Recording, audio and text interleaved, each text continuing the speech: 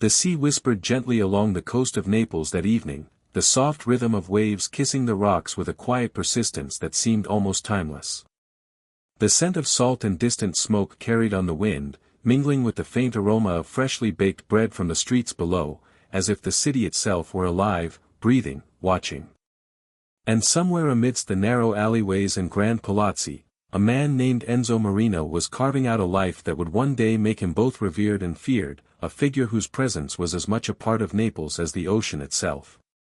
To the casual passerby, he might have seemed like any other young man walking home along cobbled streets, nodding politely to neighbors and glancing at the merchants closing their shops for the night.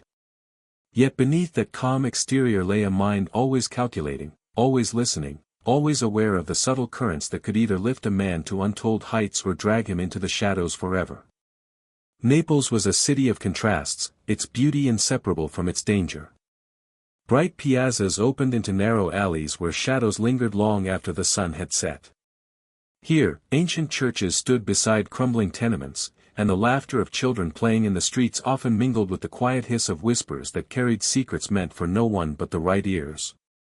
It was in this city, with its restless heartbeat and perpetual tension between joy and survival, that Enzo Marino first learned to observe, to measure, to listen. Even as a boy, he seemed to have a peculiar attunement to the rhythms of life around him.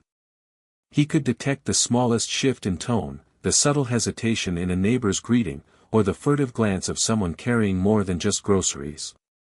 It was said that Enzo heard the ocean not just with his ears, but with his instincts, sensing the hidden movements and currents of the world in a way that few could. His story begins not with violence, as so many tales of the underworld do, but with observation and patience. He moved quietly through the streets, noticing patterns, the comings and goings of people, the subtle dances of trust and fear that threaded through the city. He was not yet a kingpin, he was a boy learning the language of survival, understanding the unspoken rules that governed life in Naples' quieter, shadowed corners. Even then, there was a presence about him that drew attention without demanding it, a charisma that made people feel both at ease and slightly uneasy, as if he were privy to things they could not yet see. The ocean itself seemed to recognize him, or perhaps it was simply the stillness he carried in his mind. On certain nights, when the city lay in a haze of street lamps and distant voices, Enzo would walk to the harbor, leaning against the cool stone railings and listening. The waves' rhythm mirrored the beating of his own thoughts, ebbing and flowing with possibilities, with decisions he had yet to make but would one day face. He was fascinated by the sea, by its vastness, its hidden depths, and its capacity for both calm and fury. It was a fitting metaphor for the life he would lead, a life that required patience, careful timing, and an understanding that even the gentlest ripple could signal a coming storm. Yet even as he observed and listened, the world around him was not idle. Naples in the late 20th century was a city with its own dark currents.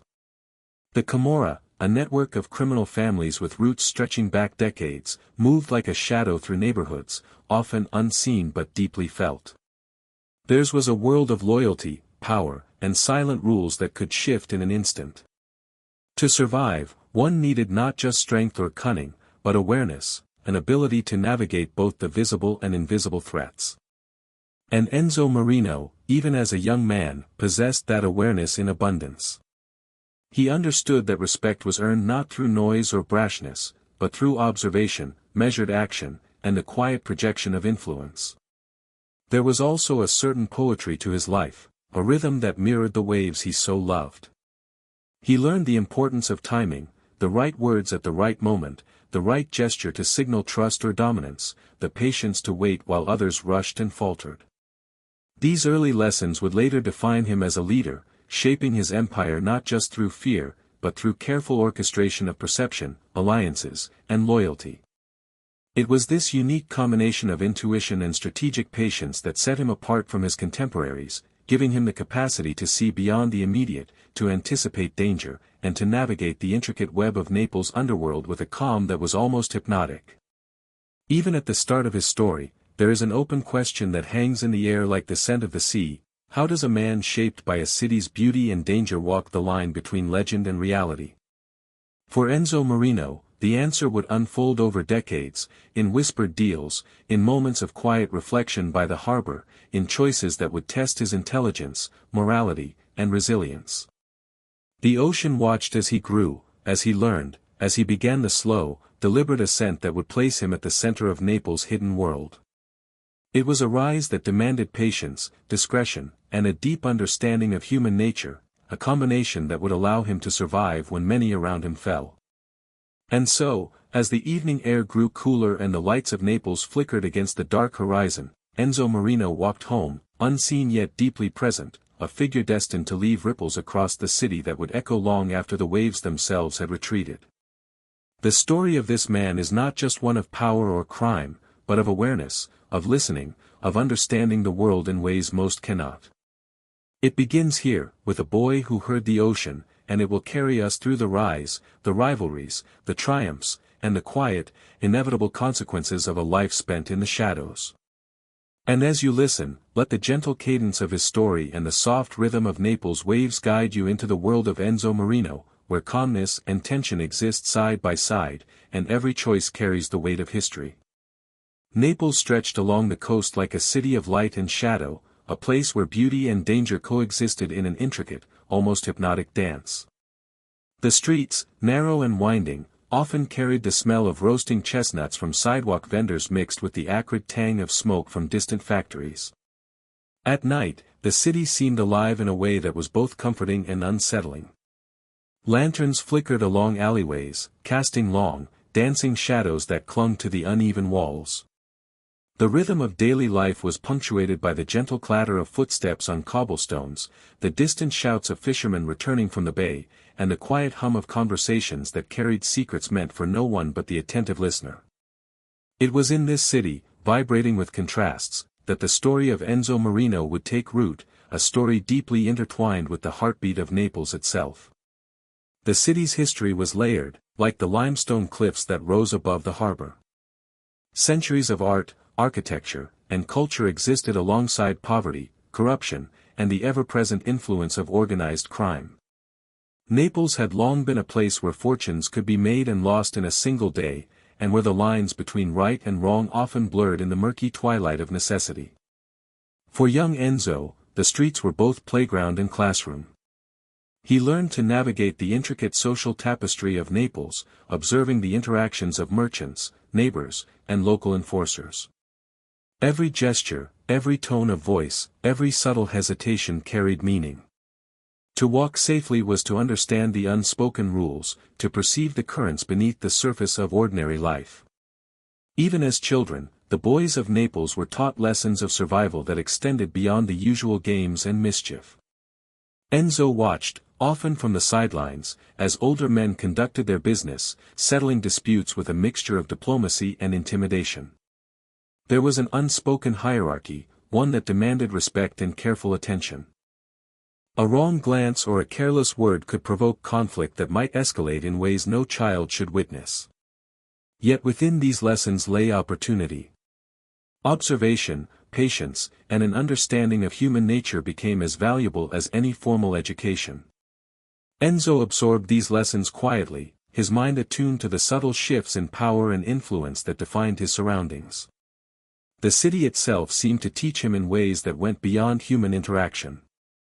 The harbor, with its constantly shifting tides and the soft lull of waves, mirrored the uncertainty of life. Ships came and went, some carrying goods, others carrying danger disguised as opportunity. The streets, winding and labyrinthine, created natural patterns of observation and movement. Enzo learned to read them as a map of social dynamics, understanding where power lay, where alliances formed, and where danger lurked unseen. In this environment, awareness became a skill, and foresight a necessity. The city was alive, not just in its people, but in the patterns of daily life, and Enzo was learning to listen to its rhythms as attentively as he listened to the ocean. The presence of the Camorra, ever subtle yet pervasive, cast long shadows over Naples. Unlike the overt chaos of street crime, their influence was more a whisper than a roar, felt in closed-door meetings, in the quiet enforcement of loyalty, in the careful negotiation of favors and debts. Even in neighborhoods that seemed ordinary, one could sense the invisible lines drawn by these powerful families. Enzo, young as he was, noticed these patterns. He understood that respect could be as binding as fear, that influence could be exercised in ways that were invisible yet absolute. It was not a world for recklessness. Survival demanded calculation, patience, and a keen understanding of human nature. Despite the danger, Naples possessed a charm that was difficult to ignore. The laughter of children echoing across piazzas, the aroma of fresh bread from early morning ovens, the delicate strains of music drifting from open windows, all these small moments created a city that was vibrant and enduring. For Enzo, the contrast between these moments of life and the lurking presence of shadows was never lost. He came to understand that the beauty of Naples and its peril were inseparable, each defining the other. It was a city that rewarded attentiveness, one where those who ignored the undercurrents were swiftly swept aside, and those who listened carefully could rise quietly to influence and power. Within these streets, families formed tight bonds, often bound by necessity and shared experience rather than choice. Loyalty was currency, reputation a shield, and knowledge the most valuable tool of all. Enzo observed how neighbors watched over one another, how respect was negotiated and maintained, and how subtle gestures could carry enormous weight. These lessons were reinforced not with force, but through experience, through quiet observation of human interactions and consequences. He learned that patience often yielded more than impulsive action, that silence could protect as effectively as speech, and that the smallest details often held the keys to survival. At night, when the city slowed and the clamor of daytime activity faded into whispers, Enzo often walked along the docks, watching the water reflect the distant lights. It was in these moments that he felt the pulse of Naples most keenly, sensing the connections between people, power, and place. The ocean, vast and unyielding, seemed to teach him about patience and inevitability. It taught him that even in calm waters, currents ran deep, unseen but persistent, shaping everything in their path. And as he grew older, this understanding of hidden forces, of currents, of influence, of human nature, would become the foundation of his approach to life, to power, and to survival. Naples in this period was a city of opportunity as much as peril. Markets buzzed with trade, neighborhoods thrived with community, and the pulse of daily life created a rhythm that could be both comforting and deceptive. Enzo learned to navigate these rhythms with care, understanding when to blend in and when to assert himself. He observed the ebb and flow of commerce, the subtle negotiations that occurred in shops and alleys, and the quiet ways in which alliances were formed and tested. Every moment carried lessons, every interaction offered insight, and the city itself became both teacher and guide.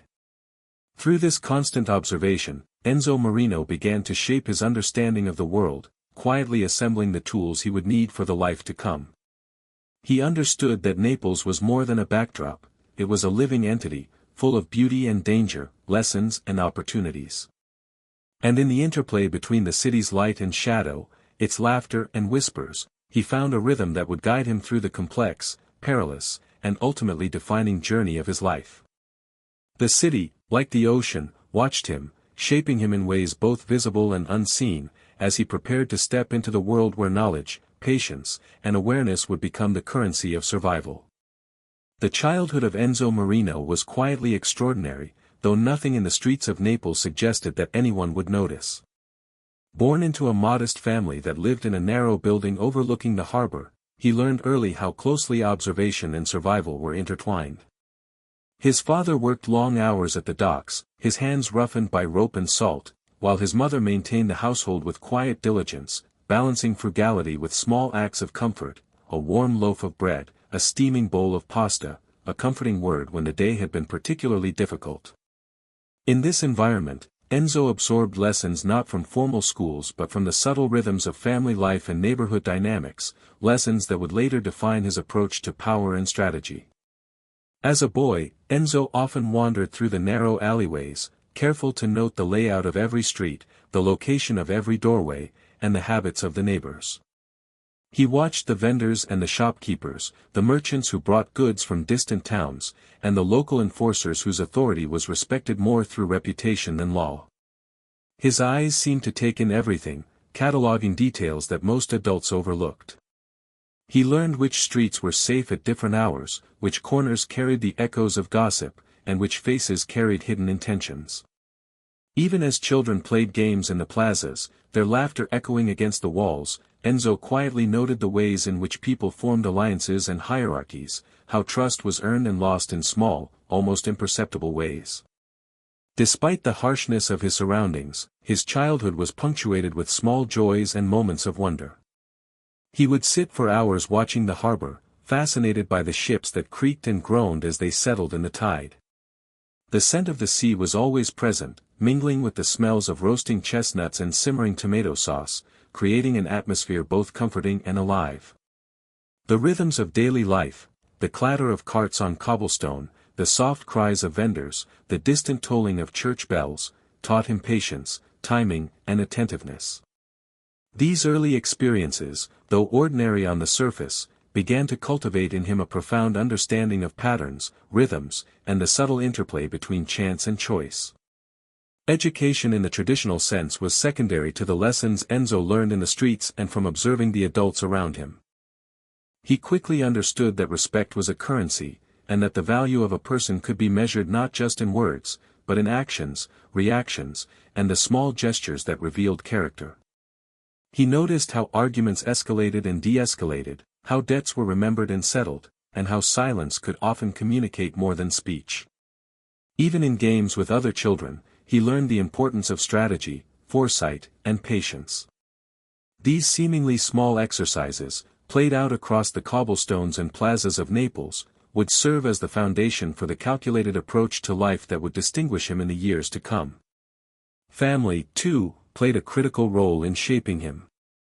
Though his household was modest, there was an unspoken emphasis on loyalty and cohesion. Meals were often shared in near silence, punctuated by casual conversation and subtle observation of one another's moods and intentions. Enzo learned early to interpret nuance, understanding that even the most ordinary gestures carried meaning. A glance, a sigh, or a shift in posture could signal warning, opportunity, or information. He internalized these cues instinctively, a skill that would later allow him to read allies and enemies alike with uncanny precision. There were moments of vulnerability, too, as is natural in any childhood. Enzo experienced the pangs of fear, embarrassment, and uncertainty, though rarely were these emotions expressed outwardly. He learned to mask weakness, to navigate the complex social landscape of his neighborhood with caution and subtlety. These early experiences with vulnerability taught him resilience, a quiet strength that was not flashy but persistent. Even as a boy, he understood that survival required more than physical ability, it required mental acuity, emotional control, and an ability to anticipate consequences. The influence of Naples' broader social fabric cannot be overstated. The city was alive with undercurrents that shaped behavior and expectation. Local crime families, though not yet directly involved with Enzo, were a quiet presence, their reputation circulating through stories, warnings, and observed behavior. Young boys like Enzo understood instinctively that power was not always exerted loudly, often, it was subtle, invisible, and deeply rooted in perception. Learning to recognize these currents, even indirectly, gave him an early advantage in understanding human nature and the dynamics of influence. Enzo's curiosity extended beyond the streets into the natural world that surrounded him.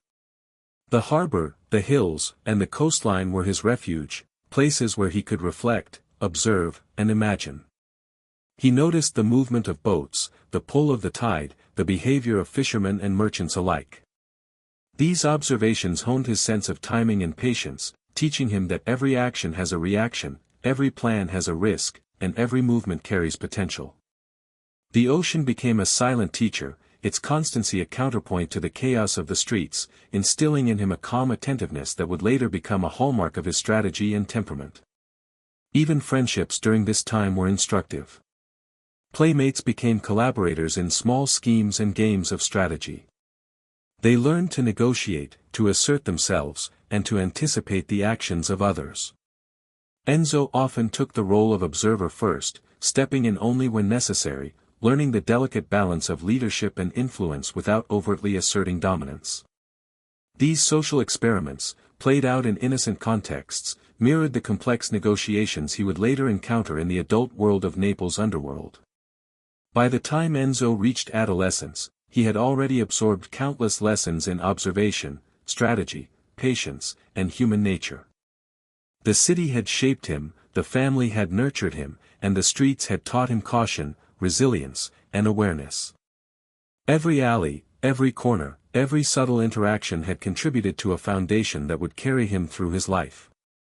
He understood intuitively that power was less about strength and more about perception, influence, and the careful management of both allies and rivals. Naples, with its beauty and shadows, had sculpted a young mind attuned to rhythm, timing, and the hidden currents of human behavior. Even in these early years, there was a quiet recognition that his life would not follow an ordinary path. The combination of acute observation, innate curiosity, and early exposure to the nuances of power suggested a trajectory beyond the ordinary. The city had given him lessons in patience, the family had instilled loyalty, and the streets had taught resilience. Together, these formative experiences would serve as the prelude to the rise of a man who could navigate Naples' most dangerous currents with calm precision, a man who would one day be known not just for his power, but for his ability to listen, to the streets, to the people, and to the ocean itself.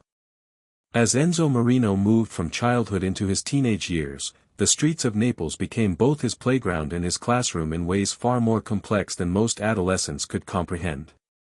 The narrow alleyways, sun-bleached piazzas, and quiet harbor docks provided endless opportunities for observation and experimentation. He had already learned the rhythms of the city, the subtle power plays that defined neighborhoods, and the delicate balance between loyalty and survival.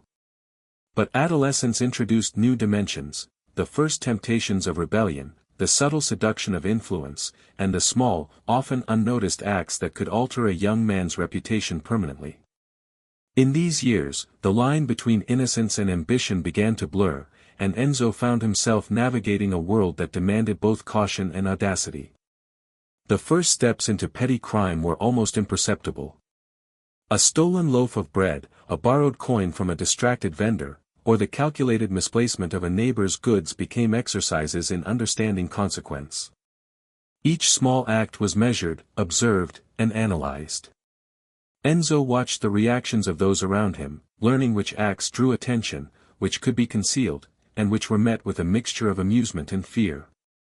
These early missteps were never reckless, they were deliberate experiments in power, perception, and human behavior. He began to recognize that even minor transgressions carried lessons about trust, about limits, and about the way people responded when boundaries were crossed. Alongside these small acts of rebellion, Enzo began forming early alliances. Some were childhood friends who shared his curiosity, others were older boys who held sway over local streets and markets. These connections were both protective and instructive. They offered opportunities to learn negotiation, persuasion, and the subtle art of influence without overt confrontation. Enzo's natural ability to listen and interpret behavior became an asset, allowing him to navigate social hierarchies with an instinctive understanding that many adults lacked. Even in play and minor mischief, he was already practicing the skills of observation, patience, and strategy that would later define his rise within the Camorra. One of the most formative aspects of this period was the mentorship he began to encounter from figures already entrenched in Naples' shadowed networks. They were not formally recognized leaders at this point, but their presence carried weight. A careful word, a small favor, a gesture of guidance, each was a subtle lesson in the codes and expectations of the underworld. Enzo watched and absorbed, understanding that true influence required more than force or intimidation, it required perception, timing, and the ability to predict the actions of others. He learned that respect could be cultivated through subtlety and consistency, and that fear, when wielded carefully, could serve as a tool rather than a weapon. The allure of danger became increasingly apparent. Naples' underworld was never far from everyday life, and Enzo began to sense the duality of its presence. It could provide protection and opportunity, but it could also consume those who misstepped. He observed older boys navigating this environment, taking calculated risks and sometimes paying the price for errors in judgment. Enzo internalized these lessons as if he were mapping the contours of a vast, invisible landscape. He understood that the streets demanded both courage and prudence, that a single misjudgment could alter the trajectory of a life permanently. Yet he was drawn not to recklessness but to mastery, of perception, of influence, and of the subtle dance between power and vulnerability. Even as he engaged with these new experiences, Enzo maintained a quiet connection to the world that had nurtured his earliest lessons. The harbor remained a refuge, the ocean a teacher, and the rhythms of the city a guide. In moments of solitude, he would watch the waves, noticing the tides, the movement of the boats, and the patterns of human activity along the docks.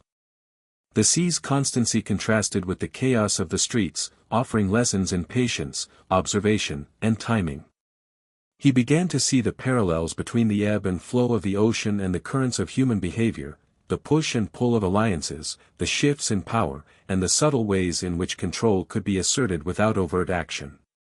School, though less central to his development than the streets, reinforced some of these lessons.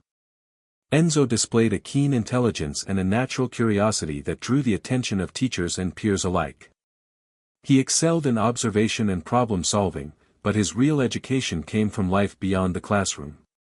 He understood that knowledge alone was insufficient, it had to be paired with strategy, awareness, and the ability to navigate social dynamics. His reputation among classmates was quietly growing, a mixture of respect for his intelligence and subtle apprehension at his perceptiveness. The neighborhood itself served as a constant reminder of the balance between safety and danger. Friendly neighbors and supportive family members coexisted alongside local enforcers and rival factions, creating an environment where vigilance was a necessity. Enzo learned to recognize patterns, which streets were safer at certain hours, which individuals could be trusted, and which situations required discretion or avoidance.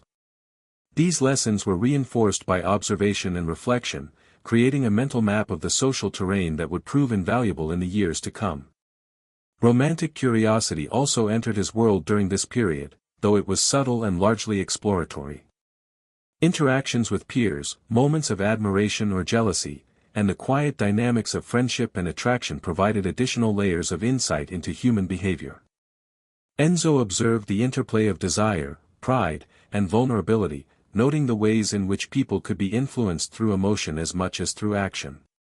These early lessons in social navigation further honed his ability to read others, an ability that would become a defining trait of his adult persona. By the time he reached the latter part of his adolescence, Enzo Marino had already developed a remarkable combination of patience, observation, and strategic thinking. He understood the power of subtlety, the importance of timing, and the value of alliances. He had learned that influence often mattered more than brute force, and that perception could be as powerful as action. The streets of Naples had provided a rigorous education, shaping his instincts, honing his attention to detail, and cultivating a deep understanding of human nature. In retrospect, these teenage years were the quiet forging of a mind capable of navigating extraordinary challenges. The petty schemes, the alliances, the careful observation, and the early mentorship all contributed to a foundation that would allow Enzo to rise in ways few could anticipate. He was learning the art of survival, not through impulsive acts, but through measured choices, strategic thinking, and a profound awareness of the currents of power and influence that flowed through the city. In the quiet evenings, watching the harbor and listening to the ocean, he began to understand that life, like the tides, required patience, foresight, and an unerring attention to detail. These lessons would remain with him, guiding his path as he stepped further into the complex world that awaited beyond the innocence of childhood. By the time Enzo Marino began stepping into the world of young adulthood, the lessons of observation and patience that Naples had instilled in him became his most powerful tools. The city had taught him about rhythm, consequence, and the invisible lines of power that guided everyday life, but now the subtler currents of influence began to emerge, the unspoken rules of loyalty, hierarchy, and allegiance that defined Naples' underworld. These were lessons that could not be learned from books or formal education, they had to be observed, absorbed, and experienced. And Enzo, with his quiet attentiveness, was ready to learn from the mentors who had been watching him from the shadows, quietly assessing his potential. These early mentors were figures who occupied the spaces between visibility and secrecy. They were neither the notorious heads of powerful Camorra families nor mere street bullies, they existed in the subtle balance between authority and discretion. A glance from them could warn of danger, a simple gesture could signal opportunity, and a few carefully chosen words could shape a young man's understanding of the world. Enzo learned to read these signals with the precision of a seasoned observer. He discovered that influence was not always declared openly, it was often implied, exerted through presence, perception, and reputation. Even in casual interactions, he absorbed the nuances of tone, gesture, and timing, understanding that these small details often carried the weight of life-altering consequences. One mentor in particular, a quiet but formidable figure who had once navigated Naples' underworld with both cunning and restraint, took a special interest in Enzo. Unlike others who relied on intimidation or overt displays of power, this man taught through example and subtle guidance. He allowed Enzo to observe, to participate in minor dealings, and to understand the importance of discretion. These experiences were rarely dramatic, rather, they were exercises in patience, calculation, and perception. Enzo quickly grasped that in a world where violence was an ever-present threat, the most effective power was often invisible, rooted in reputation, strategy, and the ability to anticipate the actions of others. Through these interactions, Enzo learned the importance of alliances and the careful cultivation of loyalty. He saw how trust could be both fragile and essential, and how relationships could be leveraged to achieve objectives without immediate confrontation. He observed the delicate balance between fear and respect, and the ways in which influence could be exerted quietly, often without the knowledge of those being guided or manipulated. These lessons reinforced what he had already intuited from his childhood, that survival and success required not only intelligence but also a deep understanding of human behavior, timing, and subtle persuasion. The city itself continued to serve as a classroom. Naples' streets were alive with patterns and signals that few noticed consciously. Enzo learned to discern the movement of individuals, the flow of information, and the subtle shifts in power between local factions. Markets, cafes, and the harbor were all arenas where lessons could be observed if one paid attention. He noticed the way alliances formed and dissolved, the subtle ways in which debts were recorded and recalled, and the quiet negotiation of influence through gestures, favors, and knowledge. Each observation added to his mental map of the city and its invisible structures of authority. Even as he engaged with these more structured lessons, Enzo maintained the quiet habits that had served him so well since childhood. He continued to retreat to the harbor in moments of reflection, listening to the ocean as if it carried guidance. The rhythmic pulse of the waves mirrored the ebb and flow of human interactions, teaching him patience, resilience, and the inevitability of consequence. It was a grounding force, reminding him that, despite the chaos and complexity of the city, there were constants upon which he could rely, if only he learned to observe carefully and act deliberately. As Enzo's understanding of power deepened, he began to test his abilities in small, carefully calculated ways. Minor negotiations, discreet favors, and subtle interventions allowed him to practice influence without exposing himself to unnecessary risk. These actions were often imperceptible to those around him, yet they left lasting impressions on those who noticed. He learned that sometimes the most effective maneuver was not the boldest, but the one executed quietly, with precision, and at the exact moment when it would yield maximum effect.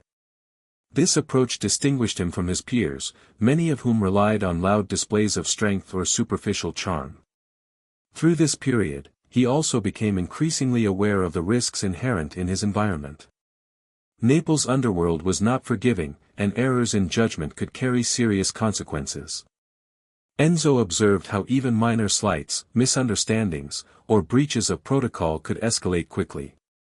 From these observations, he developed a sense of caution that was neither timid nor hesitant, but deliberate, a calculated awareness that allowed him to move confidently through situations that others might find perilous.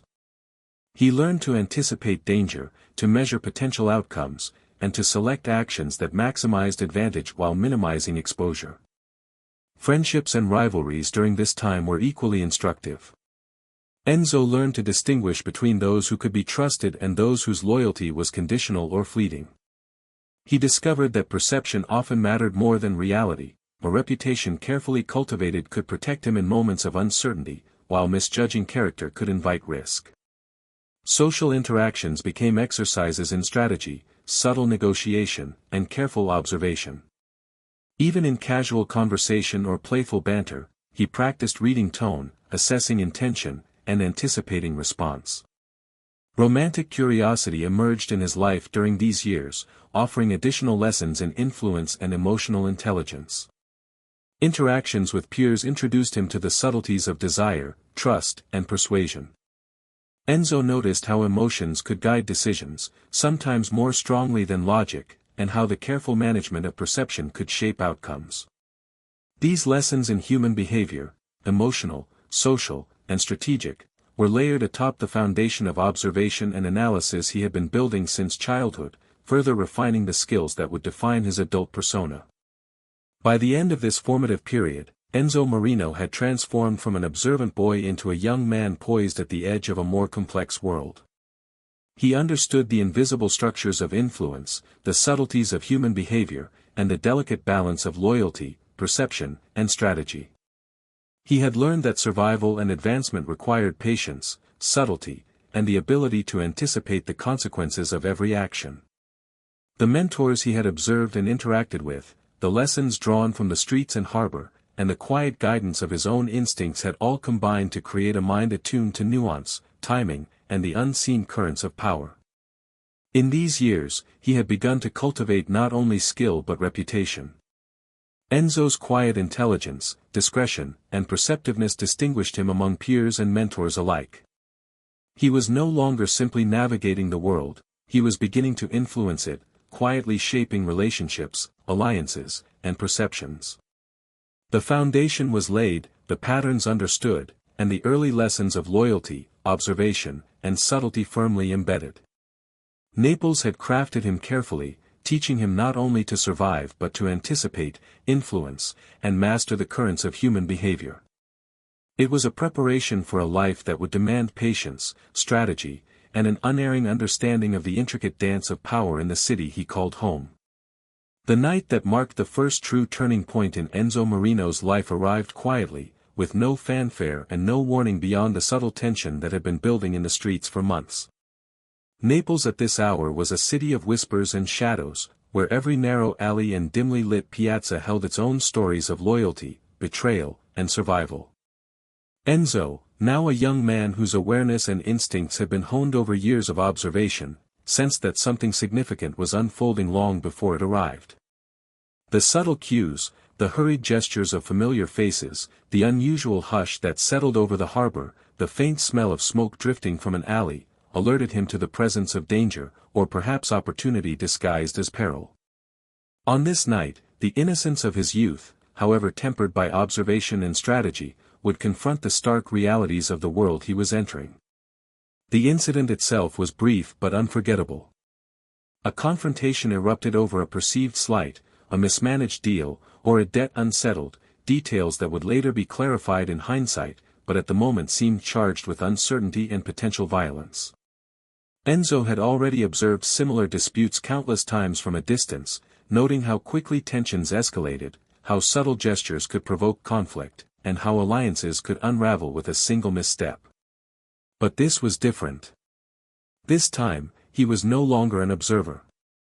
He was at the center of the unfolding drama, forced to respond, to act, and to assert himself in ways that would define both his reputation and his future trajectory. What set Enzo apart in this critical moment was his remarkable composure. While others around him reacted with fear, anger, or impulsivity, he relied on the skills he had cultivated over years of careful observation, patience, assessment, and timing. He measured the intentions of those involved, calculated the likely outcomes of various responses, and chose his actions with precision.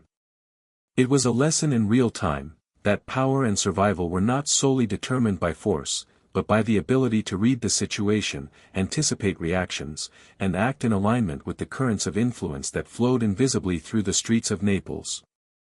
The confrontation ended, as many in Naples' underworld do, with neither celebration nor overt declaration, but with subtle shifts in perception and reputation. Enzo's calm and measured response, combined with the quiet confidence he displayed under pressure, did not go unnoticed. Those present, many of whom had been skeptical of the young man, now recognized that he was capable of navigating situations that demanded both courage and intelligence. The event marked the beginning of a transformation, from a youth who had learned through observation to an emerging figure whose actions could influence outcomes in ways both subtle and profound. In the aftermath of that night, Enzo reflected on what had occurred, understanding that this incident was more than a single confrontation, it was a test, a moment in which the lessons of his childhood and adolescence converged. The harbor, which had long served as his sanctuary and teacher, became a place for reflection. He considered the flow of events, the choices he had made, and the consequences that might follow. The ocean, ever constant and unyielding, seemed to mirror the calm he sought within himself, offering lessons in patience, timing, and the inevitability of consequence. It was here, in quiet reflection, that he recognized the profound truth of the underworld he was entering, that perception, reputation, and strategic decision-making were as powerful as any act of force. This first violent encounter also illuminated the complexity of Naples' social and criminal structures. The incident, though minor in the scope of the city's history, reflected the intricate web of relationships, rivalries, and obligations that governed everyday life.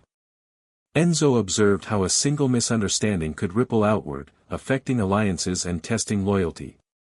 He realized that survival in this world required more than reaction, it demanded anticipation, understanding, and the careful cultivation of influence. Each gesture, each word, each movement carried weight. The young man who had once merely walked the streets as an observer now understood that his actions were being interpreted, measured, and remembered, often with long-lasting implications. Even amid the tension, there was a rhythm to the chaos that Enzo could discern.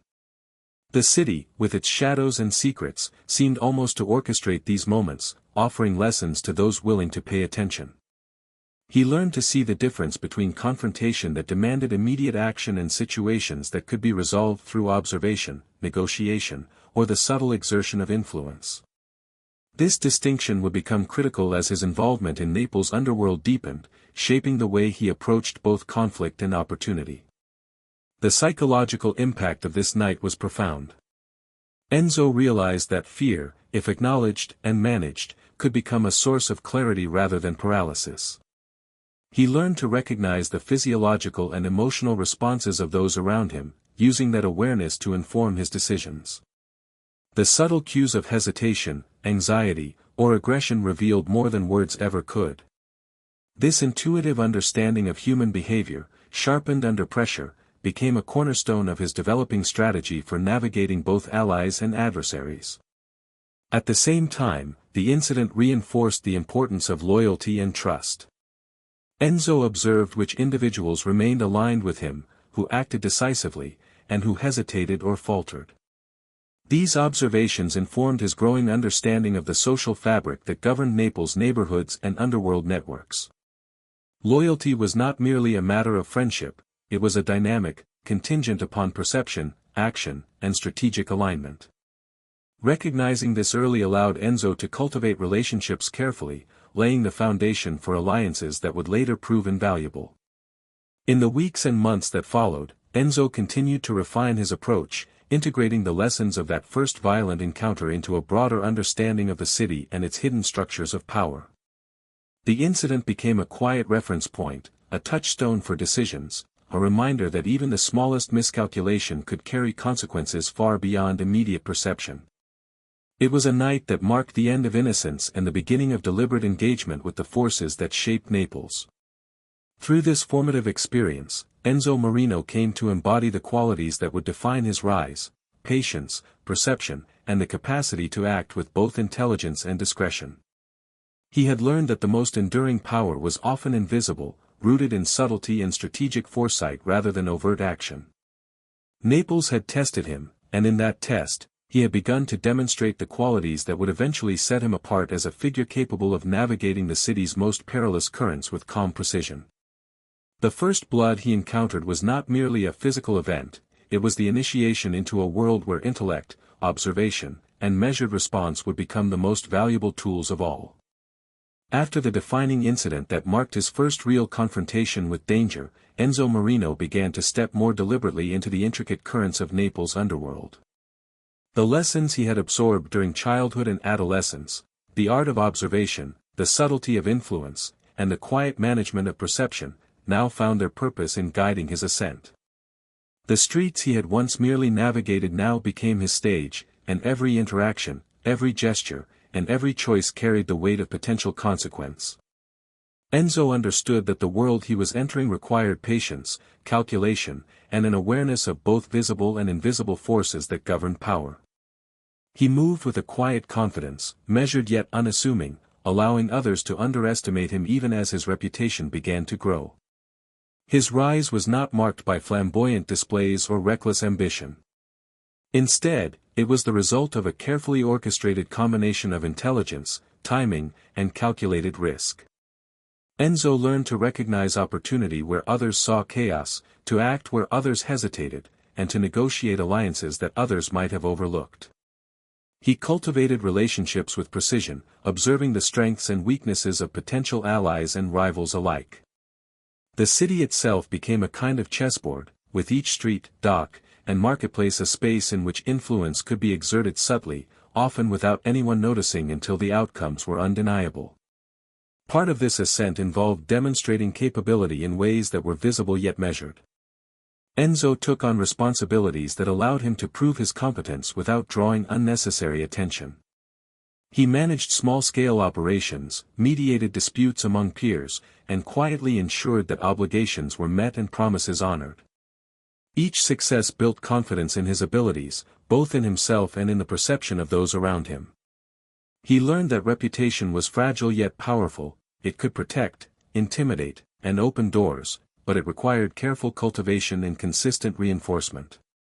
As his influence expanded, Enzo also became increasingly aware of the delicate balance between assertiveness and discretion.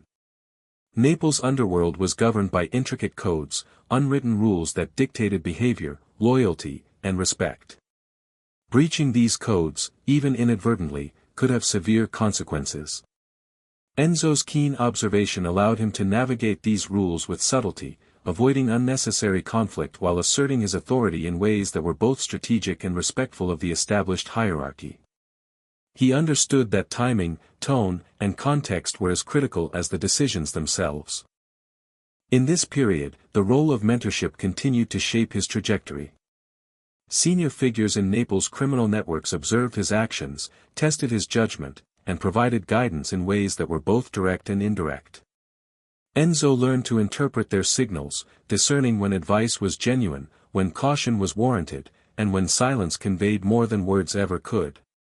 These lessons reinforced the importance of humility and discretion, even as his competence and reputation grew. He began to see that leadership was not solely about strength or aggression, but about foresight, patience, and the ability to inspire trust and respect without force. His expansion into more significant responsibilities required a blend of practical skills and psychological acumen. Enzo managed finances, coordinated activities, and observed patterns of behavior that could reveal potential threats or opportunities. He recognized that influence was cumulative. Small acts of reliability, fairness, and strategic insight contributed to a broader perception of competence and authority. Even minor successes became building blocks, reinforcing both his personal confidence and the perception of his capability among peers and mentors. During this period, he also began to cultivate a network of alliances that would later underpin his rise to prominence. These relationships were carefully selected, based on a combination of trustworthiness, complementary skill sets, and strategic utility. Enzo understood that alliances were not static, they required nurturing, attention, and occasional recalibration. He learned to recognize the subtle signs of shifting loyalties, anticipating changes in alignment before they became overt, and adjusting his strategies accordingly. This foresight allowed him to maintain influence while minimizing exposure to unexpected threats. As his reputation strengthened, Enzo also became increasingly attuned to the importance of perception in the city's complex social ecosystem. Naples residents, from merchants to officials, observed and interpreted the actions of emerging figures. Enzo recognized that perception could be manipulated subtly, a well-timed act of generosity, a quiet demonstration of competence, or a discreet intervention in a dispute could elevate his status without drawing overt attention. He began to orchestrate his public image with the same precision he applied to decision-making, understanding that reputation was both shield and sword in the nuanced world he inhabited. Despite his rising influence, Enzo never lost sight of the lessons imparted by the city itself. The streets, the harbor, and the rhythm of daily life continued to serve as guides. He observed patterns in human behavior, fluctuations in power dynamics, and the subtle interplay of loyalty and ambition.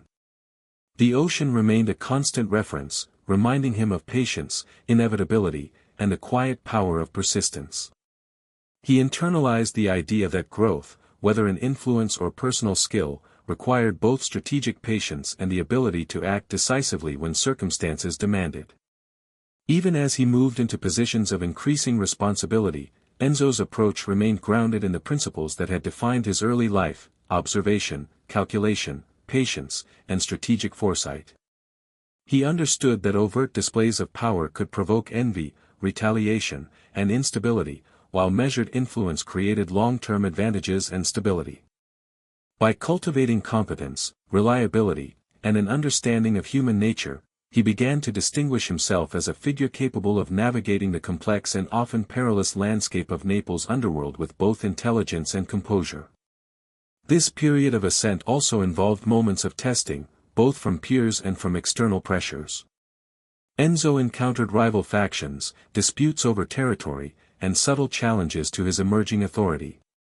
Each situation demanded a careful balance of assertiveness and caution, requiring him to anticipate outcomes, negotiate alliances, and sometimes act decisively to neutralize threats. Through these challenges, he refined his strategic thinking and strengthened his ability to respond under pressure, further solidifying his reputation as a calculated and capable figure. By the end of this formative period, Enzo Marino had transformed from an observant youth into a young man whose rise through Naples' shadowed networks was deliberate, strategic, and increasingly respected. He had mastered the art of subtle influence, cultivated alliances, and demonstrated competence in ways that commanded recognition without overt aggression. The foundation of his emerging authority rested not on fear alone, but on a deep understanding of human behavior, timing, and the invisible currents of power that governed the city. It was this combination of skill, patience, and strategic foresight that would allow him to continue ascending, ultimately establishing a reputation as a figure who could navigate Naples' most dangerous and intricate systems with calm precision and unwavering focus. The takeover began without a single shout, a single ricochet, or even a whispered threat. In the dim corners of Naples, where power usually shifted with the thud of fists or the crack of guns, Enzo Marino moved with a kind of patience that unnerved even those who admired him. He understood that real control was not seized in a moment of rage but shaped quietly, like the gentle reshaping of the shoreline after years of waves brushing the sand. His ascent had been gradual, each choice deliberate, each gesture measured, until even the city itself seemed to lean subtly in his direction without realizing it. Carlo Lupo, once his mentor, had begun to drift into paranoia. The old boss saw threats everywhere, within his own crew, inside conversations that held no malice, even in the silence of his most loyal men. Enzo never challenged him openly. He listened, nodded, and stayed close. His presence soothed tension while simultaneously revealing how fragile Carlo's grip had become. Those who once feared the older man's temper now whispered about Enzo's steadiness, the way he could turn heated arguments into soft agreements with nothing more than calm patience. Bit by bit, he became the one people trusted to keep things from falling apart. Deals began passing through Enzo instead of Carlo, at first by accident, then by preference. Businessmen trusted him. Dockworkers respected him. Other factions found him more predictable, more thoughtful, less prone to outbursts that could jeopardize delicate arrangements. None of this was orchestrated through manipulation, it was simply the natural pull of someone who radiated calm authority. But the effect was undeniable. Influence flowed toward Enzo the way the tide follows the moon. The real shift came through a network of small favors, information passed quietly, debts repaid discreetly, disputes settled without drama. Enzo avoided grand gestures. He preferred subtlety, reasoning that if people barely noticed change as it happened, they would not resist it. So, instead of confronting Carlo, he simply allowed the city to choose. When men came to him seeking direction, he gave it kindly. When someone sought Carlo, Enzo accompanied them, mediating, smoothing rough edges, ensuring that Carlo's presence remained respected even as it gradually faded. Carlo sensed the drift. He confronted Enzo once in a dimly lit warehouse, the smell of damp rope and diesel in the air. His voice trembled with frustration as he accused his protégé of disloyalty. Enzo responded with quiet reassurance, reminding Carlo of all they had built together. The confrontation ended not with violence but with the old boss retreating into weary silence, his eyes filled with the grim understanding that his reign was dissolving, not through betrayal but through time and inevitability. Within weeks, key figures who once reported directly to Carlo redirected their loyalty. They came to Enzo late at night, one after another, seeking clarity about the future. Enzo gave none. He simply listened, offering calm nods and modest guidance. Yet each man left feeling that they had been granted permission to align themselves with him. No formal ceremony marked the transition. No meeting declared the new hierarchy. Naples simply exhaled, and the shape of power shifted like sand beneath gentle waves. When Carlo finally stepped aside, it happened in the quietest way imaginable. He packed a single suitcase and left the city before sunrise, slipping away like a shadow into the early morning fog. No one stopped him, not even Enzo, who watched from a distance, hands clasped behind his back. He felt no triumph, only a solemn recognition that life had moved forward. Power, to him, was responsibility rather than victory. By midday, word had spread throughout the city, traveling through alleys, cafes, and portside markets. Enzo Marino was now the one to speak to. He did not celebrate or make demands. Instead, he visited every corner of the territory Carlo once controlled, offering courteous greetings, listening to concerns, and promising stability. His method of rule was soft, almost invisible, like a gentle tide guiding ships toward safe harbor. That evening, as the sky deepened into indigo and the waves whispered against the rocks, Enzo walked alone along the shoreline. He felt the ocean's presence the way some men feel the pulse of a crowd. The sea had always been his guide, its rhythms shaping his thoughts. That night, it felt especially calm, as if acknowledging the unspoken coronation that had taken place. He paused at the water's edge, letting the cool breeze brush his face, and allowed himself a rare moment of reflection. There had been no fight, no coup soaked in blood, no dramatic confrontation. Yet he now stood as the kingpin of Naples, the quiet architect of a peaceful transfer of power. It suited him. He had never wanted chaos, only control achieved through understanding and steady patience. Power gained through force fades quickly, but power accepted willingly by others becomes enduring. As the moon rose above the gulf, Enzo closed his eyes and listened to the ocean. It spoke to him in its steady rhythm, a reminder that true strength is often quiet, that the most profound changes happen without noise, and that leadership, at its core, is the art of guiding others without pushing them. In the dark serenity of that shoreline, Enzo Marino embraced his new role, knowing that his reign had begun not with thunder, but with silence. He turned away from the shore only when the chill grew sharper, carrying with him a calm resolve shaped by years of listening rather than speaking. The city would soon test him, pushing against his quiet authority, measuring the depth of his restraint and the certainty of his decisions. Yet Enzo felt no fear. He believed that leadership required neither spectacle nor intimidation, only a steady presence and a willingness to watch closely.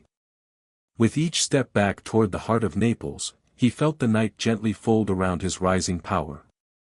The years that followed unfolded with an almost unreal smoothness, as though the city itself had accepted Enzo Marino's quiet rule the way the sea accepts a stone, letting the ripples fade until everything becomes calm again. Naples, long accustomed to turbulence, found a strange peace under his presence. Markets bustled, docks operated with predictable rhythm, and even the back-alley negotiations once thick with tension became almost ceremonious in their stability. Enzo never bragged about this era. He saw it not as triumph but as responsibility, a delicate balance he needed to maintain with constant awareness. To him, leadership was like steering a boat in gentle waters, relaxing, perhaps, but always requiring a careful hand on the rudder. From early morning until late at night, he moved through the city like a steady current, guiding without overwhelming. His meetings were calm affairs, often conducted over small cups of espresso or under the shade of old stone archways. Men who once carried tempers like lit fuses now found themselves lowering their voices in his presence, adjusting their posture, choosing their words with care. Enzo never demanded this respect, it simply flowed toward him, pulled by the gravity of his quiet confidence. Even rival clans acknowledged that dealing with him brought a sense of predictability rarely seen in their world. His operations were vast but invisible. Ships arrived on time and left without incident. Routes were protected not by brute force but by mutual agreements forged through patient negotiation. Money flowed steadily, not in chaotic bursts but in smooth, controlled waves. Enzo preferred this rhythm to the volatility that had plagued the city for decades. He saw no glory in reckless expansion. What others viewed as opportunity, he often viewed with caution, knowing that rapid growth attracted unnecessary attention, from rivals, from authorities, from ambitious young men who believed violence was the fastest path to success. Still, beneath the calm surface, there were forces shifting and murmuring. Enzo was not naive. He understood that stability was only the visible layer of a deeper current filled with pressure. Old grudges still simmered. Younger factions, restless and hungry, watched his composed demeanor with a mix of admiration and envy. Some respected his restraint, others mistook it for weakness. Yet every time a rival attempted to test the boundaries of his influence, Enzo responded with the same gentle firmness he used in conversations, never shouting, never threatening, simply presenting the consequences in a way that felt inevitable rather than imposed. He had a way of turning even confrontational moments into lessons. Men walked into meetings prepared for hostility and left with their tempers cooled, wondering how he had disarmed them without ever raising his voice.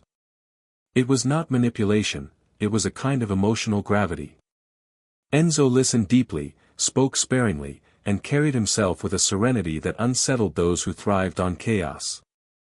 In the underworld, where theatrics often masqueraded as strength, his subtlety drew even more attention. The quiet success of his reign also drew admiration from the civilian world. Shopkeepers noted that their districts felt safer. Dockworkers appreciated the absence of sudden disputes that once halted their shifts. Even local families, who had long avoided certain streets after sunset, began to venture out again, unaware that their renewed sense of security was a byproduct of Enzo's balanced approach. But he never allowed public comfort to become complacency within his own ranks. He reminded his closest advisors that peace could evaporate faster than it formed. In private moments, he often walked along the docks at night, accompanied only by the rhythmic tapping of water against wood. These walks were not escapes but reflections. The ocean remained his oldest companion, its voice guiding him through uncertainty. When he felt the weight of leadership pressing too heavily on his shoulders, he would pause at the end of a quiet pier, close his eyes, and let the sound of the waves steady his thoughts. The sea, with its endless horizons and hidden depths, reminded him that every calm surface concealed powerful currents beneath, currents he needed to understand, not fear. During these golden years, Enzo also developed a network of informants who operated quietly, never drawing attention.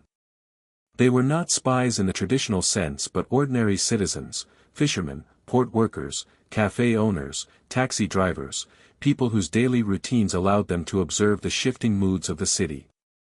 Enzo treated them with respect, often providing small favors or assistance without requiring anything in return. Over time, loyalty grew from these gentle interactions. They told him when tensions rose, when unfamiliar faces appeared at the docks, when rumors circulated among the restless. Their information, subtle and steady, allowed him to adjust his decisions before problems escalated. Even within his own organization, he cultivated a culture of calm discipline. Promotions were based on reliability, not aggression. Meetings followed clear structures. Every man knew his role, reducing internal friction. Enzo believed that predictability was the antidote to fear, and fear was the root of most violence in their world. By removing uncertainty, he created an environment where fewer men felt compelled to prove themselves through reckless acts. And yet, for all his efforts, Enzo sometimes sensed minor tremors beneath the surface. Small disputes that resolved too easily. Men who looked away when he entered a room. Whispers that died out when he passed by. These were not immediate threats but subtle reminders that stability could never become complacency. He understood that beneath even the calmest sea lay shifting sands and hidden reefs. Still, the city thrived. Money flowed. Alliances held firm. Peace, even fragile peace, became a luxury Naples had not tasted in years. The people grew accustomed to the idea that Enzo Marino ruled with a steady hand, not an iron fist. They might not have known his name, but they recognized the absence of turmoil. This era, marked by quiet prosperity and gentle control, became known in whispers as the Golden Years. But to Enzo, it was simply a phase of temporary balance, a brief moment when all the moving parts aligned just right. Deep down, he sensed that every calm sea eventually shifted, that currents beneath the surface were gathering strength, preparing for a change he had not yet fully seen. And though he continued to walk the shoreline each night, listening to the murmurs of the tide, he could feel the faint tremble of something approaching, slow, distant, but inevitable. She entered Enzo's life the way moonlight slips across dark water, quietly, without asking permission, and impossible to ignore once it appears. Her name was Sophia, a marine biologist who often worked along the coastal research stations scattered near the Gulf of Naples. Enzo first noticed her during one of his late-night walks along the shoreline, when the city rested under a soft blanket of silence and only the ocean seemed alive. She stood by the rail of a small pier, her hair moving gently with the wind, studying the waves with the same calm fascination he had carried since childhood. It was unusual for anyone else to be awake at that hour, let alone someone whose presence felt so naturally aligned with the sea itself. He didn't approach her that night. Instead, he watched from a distance, curious about the quiet intensity she radiated. Most people along the docks moved with the weight of their lives pressing down on their shoulders, but Sophia seemed light, almost buoyant, as if she drew strength from the very water she studied. Enzo felt something shift inside him, something he had not felt in years, a gentle pull toward another person. Still, he kept his distance, unsure of how a man like him could exist in the same world as someone devoted to learning, healing, and understanding nature. Days later, fate, or coincidence, brought them together again. This time, she was seated at a seaside cafe, reviewing research notes scattered across the table. Enzo passed by slowly, intending only to observe, but she looked up at the exact moment he glanced toward her. Their eyes met with an ease that surprised them both. She smiled, a soft, genuine expression that held no suspicion, no fear. He nodded politely and continued walking, yet a few steps later, he found himself pausing, turning, and returning to the cafe as if drawn by an invisible current. He sat at a nearby table, not too close, not too far. Sophia noticed, offered another gentle smile, and asked if he frequented the shoreline often. Her voice carried a calmness that soothed even the frayed edges of Enzo's guarded mind. He answered with simple honesty, that the ocean had always helped him think. She seemed to understand immediately, as though she knew what it meant to find clarity in the sound of waves. The conversation that followed was effortless, filled not with details about their lives but with soft reflections on the sea, on night skies, on the quiet parts of the world most people overlooked. Enzo avoided talking about his business, of course, and she didn't pry. It wasn't that she didn't sense the shadows around him, she simply didn't judge him for them. She had met enough people along the coast to understand that not every human story fits neatly within society's definitions of good or bad. Some people carried darkness, but that didn't make them unworthy of being understood. Their meetings became more frequent. Some were accidental, others were carefully timed by Enzo, though he would never admit it out loud. They walked along the shoreline in the evenings, watched boats drift across the water, shared quiet conversations about things neither of them discussed with anyone else. Enzo found himself speaking more openly than he expected, not about his criminal world but about his thoughts, about the ocean's voice, about the strange calm he felt during storms, about the pressure of being responsible for so many lives. Sophia listened without judgment. She had a way of hearing the spaces between his words, sensing the weight he never fully described. Despite his growing attachment, Enzo tried to maintain distance. He knew the danger his world carried. But each time he considered stepping back, something stopped him. Perhaps it was the way she looked at the horizon with quiet determination, or the way she talked about the mysteries of the sea as if they were old friends. Or maybe it was the rare peace he felt in her presence, a peace different from the calculated calm he presented to his crew. With Sophia, his calm was natural, unforced, almost childlike. Still, he remained cautious. He never brought her near his operations, never allowed his men to see her, never let her step into the darker corners of his life. But even the best-kept secrets have a way of drifting toward discovery. One night, as they walked near a quieter part of the port, Enzo's phone buzzed with an urgent message. He stepped away to answer, speaking in low tones, but Sophia wasn't naive. She heard enough to understand that his life involved more than quiet contemplation and nighttime strolls. When he returned, she didn't confront him. Instead, she asked if he was safe, if he lived a life that endangered him. The simplicity of her question hit Enzo harder than any accusation could have. For a moment, he considered lying, but something about her presence made dishonesty feel impossible. He told her, in the softest and vaguest terms, that he lived in a world that demanded caution. He didn't give details, but she understood. Her eyes held neither fear nor shock, only concern and a kind of sadness. Their relationship deepened despite this revelation. Sophia didn't try to change him, nor did she ask for transparency he couldn't provide. Instead, she offered a space where he could breathe, where he didn't need to be the quiet kingpin of Naples but simply a man standing by the sea. Enzo found himself drawn to her in ways that unsettled him. He had built an empire on predictability, yet she remained delightfully unpredictable, gentle one moment, fiercely insightful the next. For all the warmth she brought into his life, there was an undercurrent of tension he could not ignore. Each moment of peace with her made him more aware of the dangers around him. His enemies would see her as leverage. His own men might question his judgment. The authorities, if they ever connected the two, could use her innocence against him. And deep inside, Enzo feared something even more subtle, that loving her would soften him, weaken the discipline that kept his empire from slipping into chaos. And yet, each time he walked with her along the moonlit water, he felt a rare clarity. Her presence didn't weaken him, it reminded him of the human parts of himself he had buried long ago. He didn't feel less capable with her, he felt more anchored, more aware of what he wanted to protect. Even as shadows gathered beyond his sight, this connection became the brightest part of his life. But something else lingered beneath the surface, something unspoken but palpable. Sophia was observant, more observant than Enzo realized.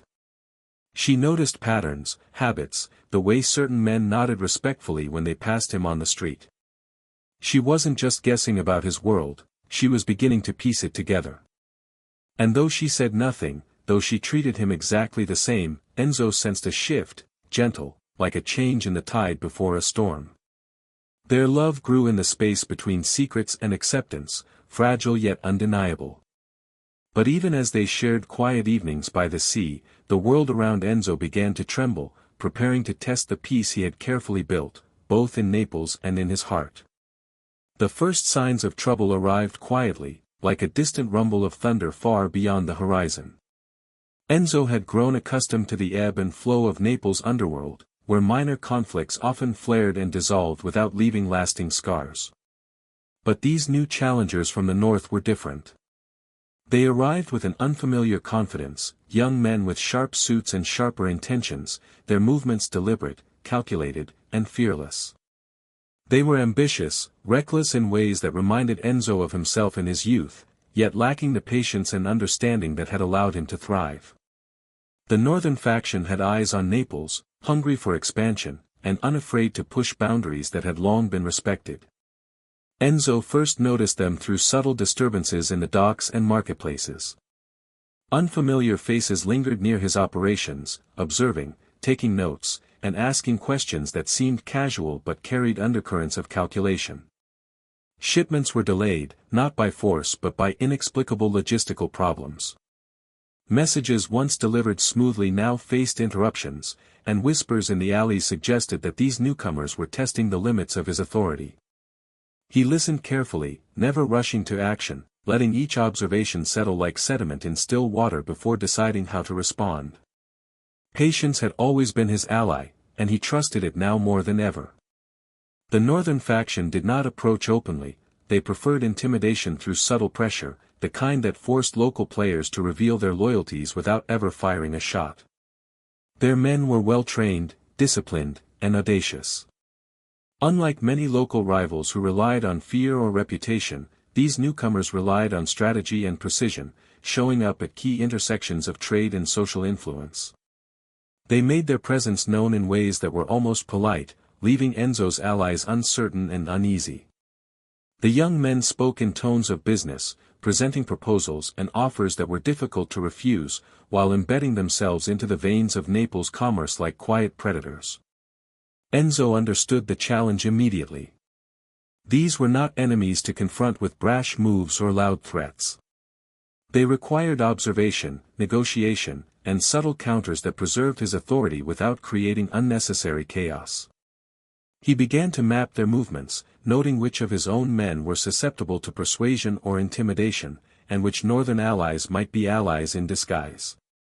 He used his informants sparingly, gathering information in a way that never revealed the depth of his knowledge.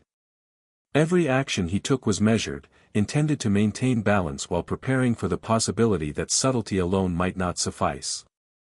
Tension in the city grew almost imperceptibly at first. Dockworkers felt the change in mood, merchants noticed the minor disruptions in supply, and even local law enforcement sensed an increase in whispered activity among the docks and portside cafes. Enzo, however, remained calm. He walked through the streets as always, observing, listening, and occasionally pausing to exchange a quiet word with someone he trusted.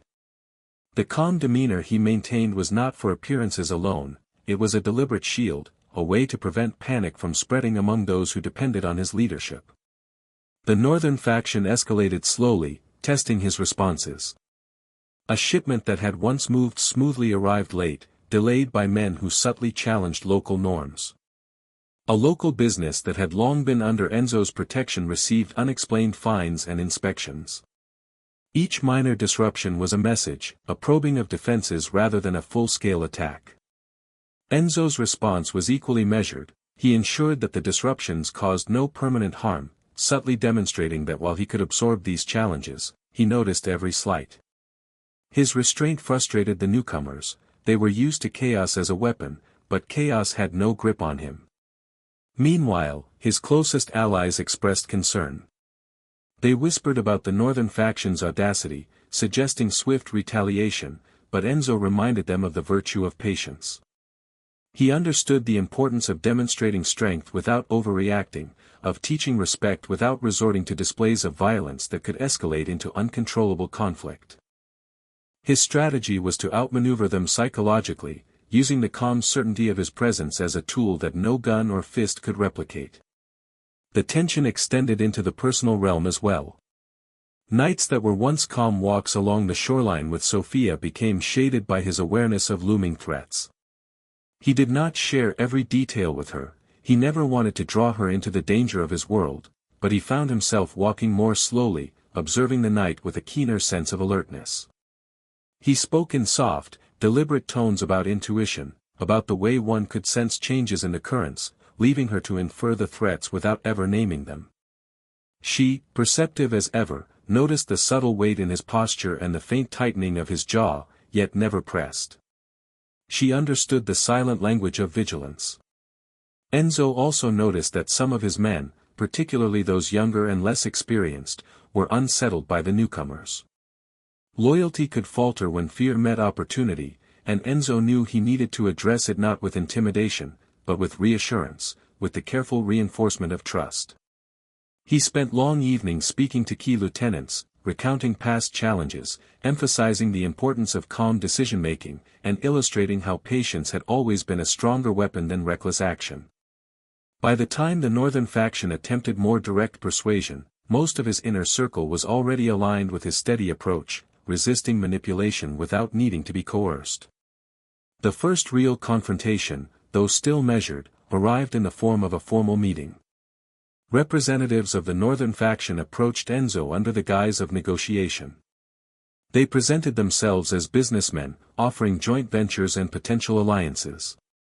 But the undercurrent was unmistakable. They wanted to test his willingness to compromise and to gauge the limits of his tolerance. Enzo received them with the calm authority that had become his signature, listening intently, asking subtle questions, and never revealing the extent of his awareness. He allowed them to speak at length, observing gestures, tone, and intent with a patience few could match. When he responded, it was in a quiet, steady voice that carried unspoken strength, leaving no doubt that Naples' tide would not be shifted lightly. The northern faction left the meeting without confrontation, but they also left with the realization that Enzo was not a man to be intimidated. His calm, unshakable presence served as a silent warning, a demonstration that control was maintained not through force alone, but through clarity, observation, and the careful orchestration of influence. For them, it was both frustrating and intriguing, an unfamiliar challenge that demanded patience they were unaccustomed to exercising.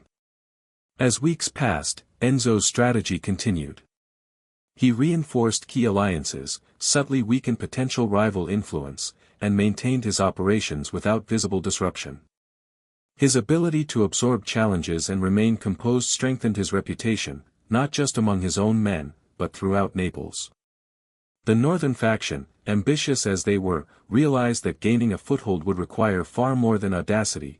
It would require understanding the currents of a city and the depth of a man who listened to every whisper, every ripple, every subtle movement within his world.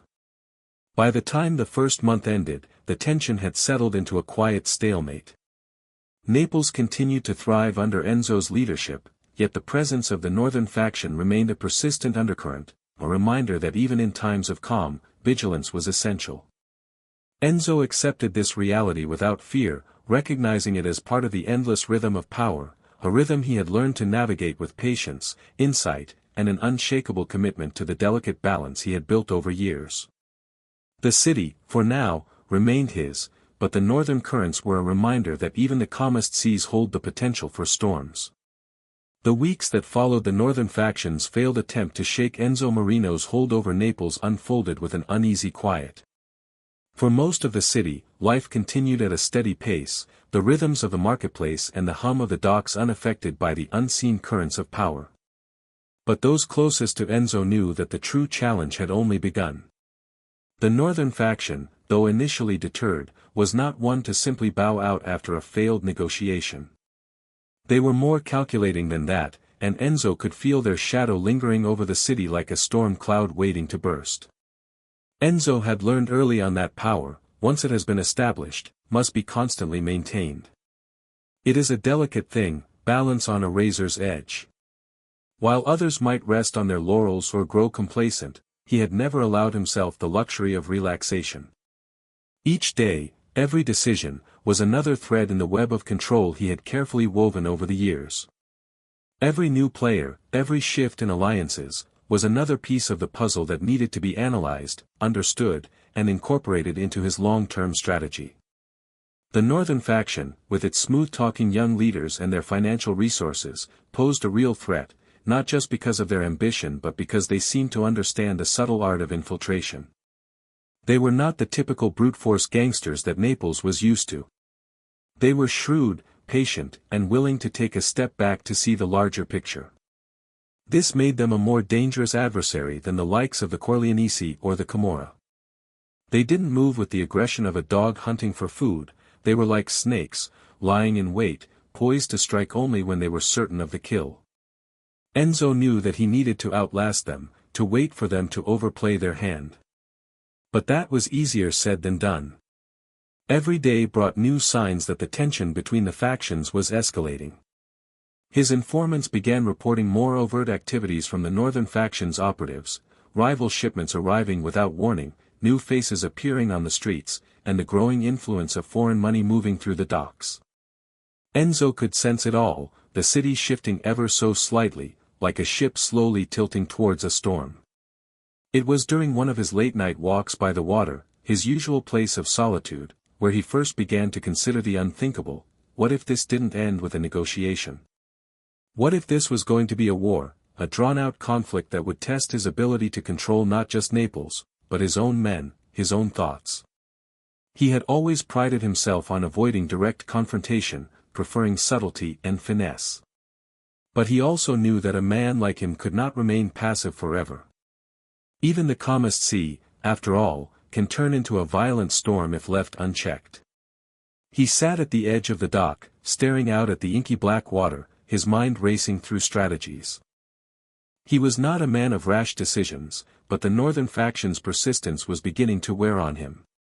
They were relentless, showing no signs of backing down. And in the shadows, some of his own men were beginning to wonder, had Enzo lost his edge?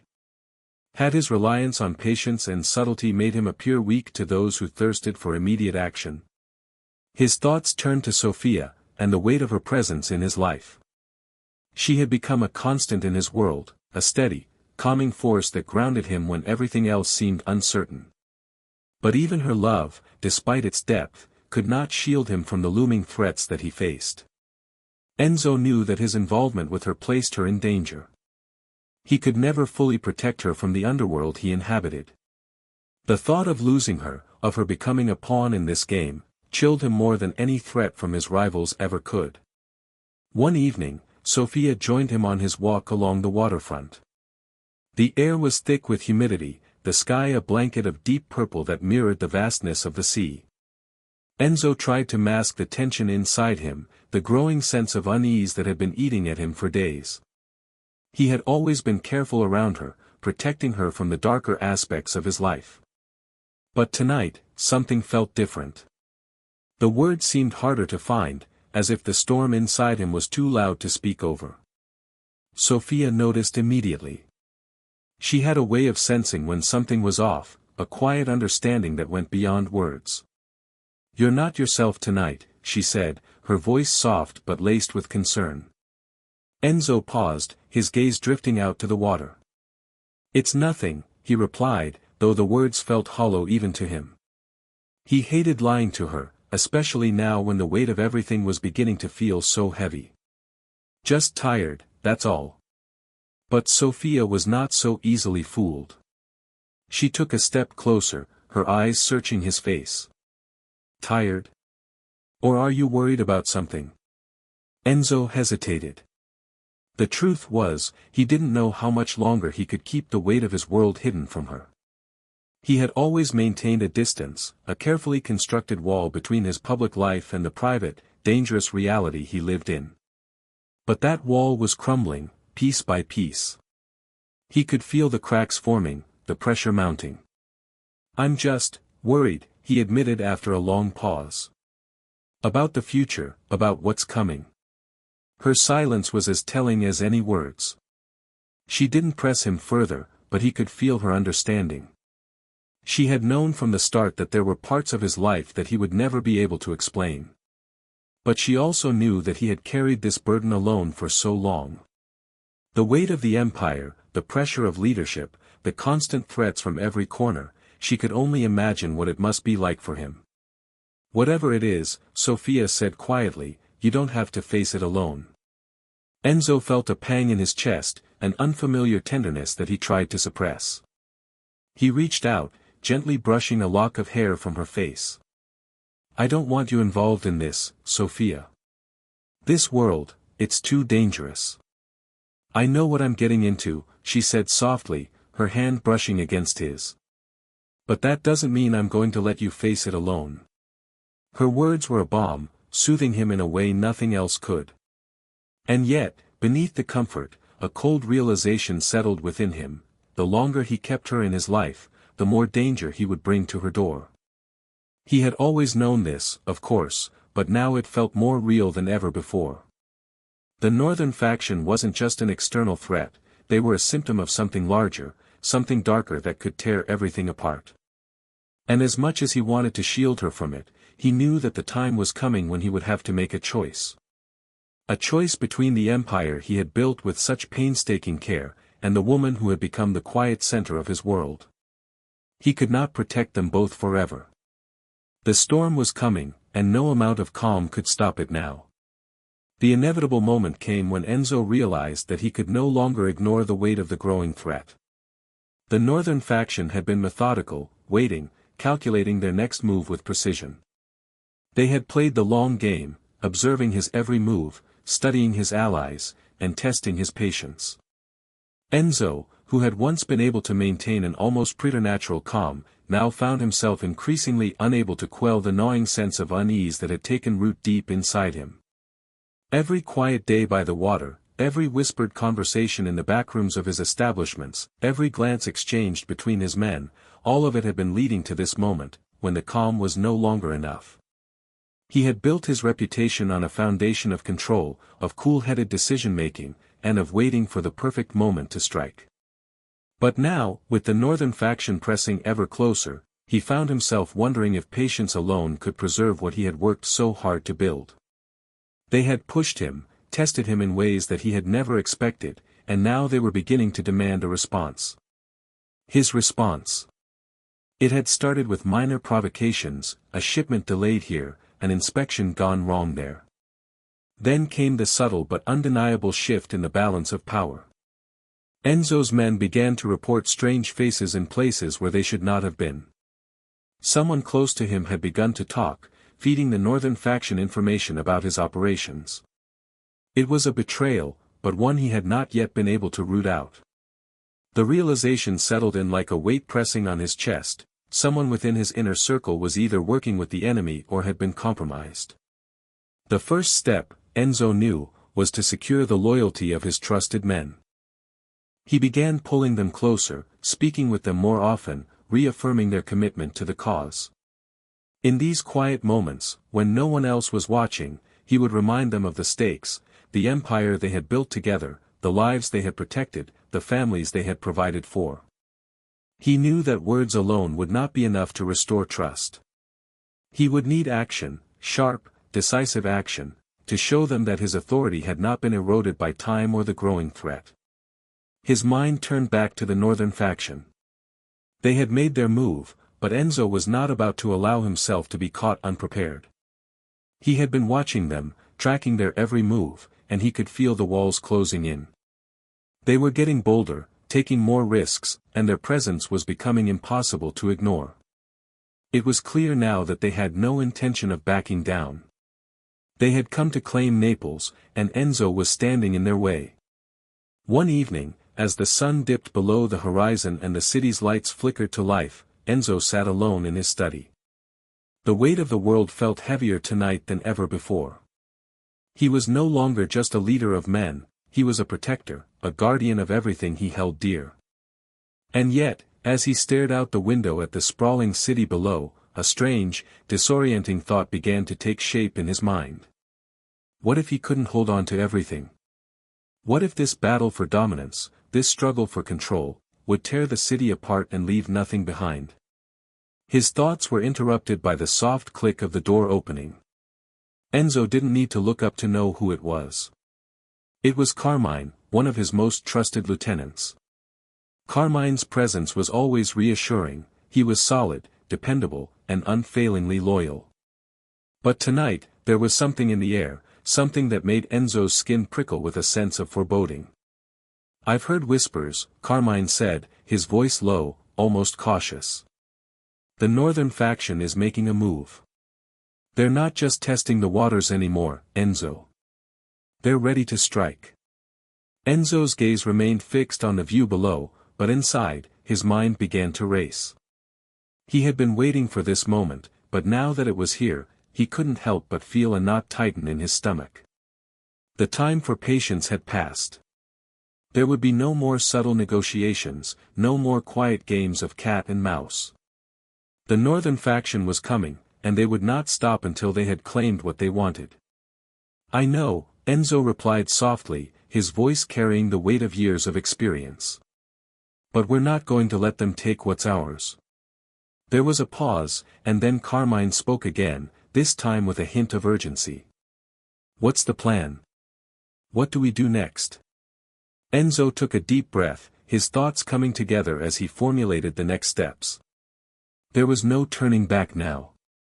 It was time for a decisive strike, but not one that would tip the balance of power too far. Enzo knew that to defeat the northern faction, he would need more than just muscle. He would need strategy, patience, and precision. It would be a battle of wits, not just strength. He stood up from his desk and turned to face Carmine, his mind now fully focused. "We need to hit them where it hurts. Not in their wallets, not in their territory, but in their trust. I want to find out who's working with them. I want to know who's been feeding them information." Carmine nodded, understanding immediately. The betrayal within their ranks was a wound that had to be cauterized before it spread any further. Enzo could feel the betrayal cutting deeper with every passing day, and he knew that if he didn't act swiftly, it would undo everything he had built. Over the next few days, Enzo moved carefully, orchestrating a series of events that would allow him to uncover the traitor in their midst. He called in his most trusted men, those who had proven themselves time and time again, and set them to work. He knew that the northern faction was skilled at planting spies, at turning allies into enemies with whispers and promises of power. But Enzo was no amateur. He had built his empire by understanding how to see through deception, how to recognize the small signs of betrayal before they had a chance to spread.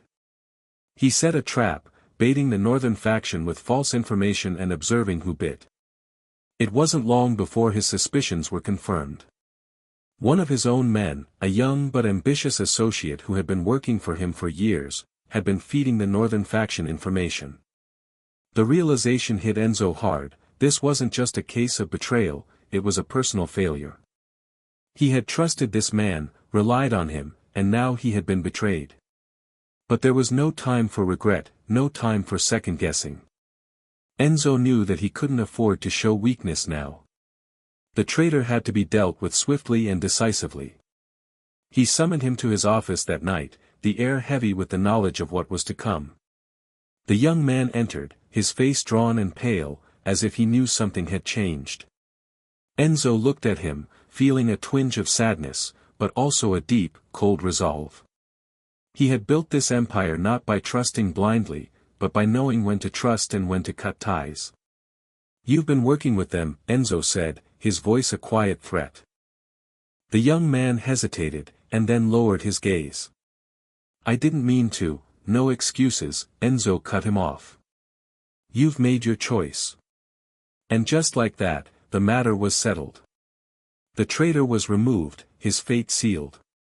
It was a harsh but necessary action. Enzo couldn't afford to show mercy, not now. The northern faction had already proven their willingness to strike hard, and Enzo would not allow himself to be undermined from within. It was a lesson, not just for the young man, but for everyone else who served him. Loyalty was everything, and betrayal came with consequences. With the traitor dealt with, Enzo could focus on the next step in the battle. The northern faction was still out there, still lurking in the shadows, and now that they knew their infiltration had been exposed, they would come after him with even more ferocity. The storm was approaching, and Enzo Marino was ready to face it head-on. Enzo's decision to eliminate the traitor had a ripple effect through his organization. It wasn't just the betrayal that stung, it was the realization that his empire, built with years of painstaking effort, could be compromised from within. As the days passed, the atmosphere within his inner circle shifted. The men who had once looked to him for guidance now seemed a little more cautious, a little less certain of their positions. Word spread quickly through the ranks, as it always did in the underworld, and though the action was necessary, it had its consequences.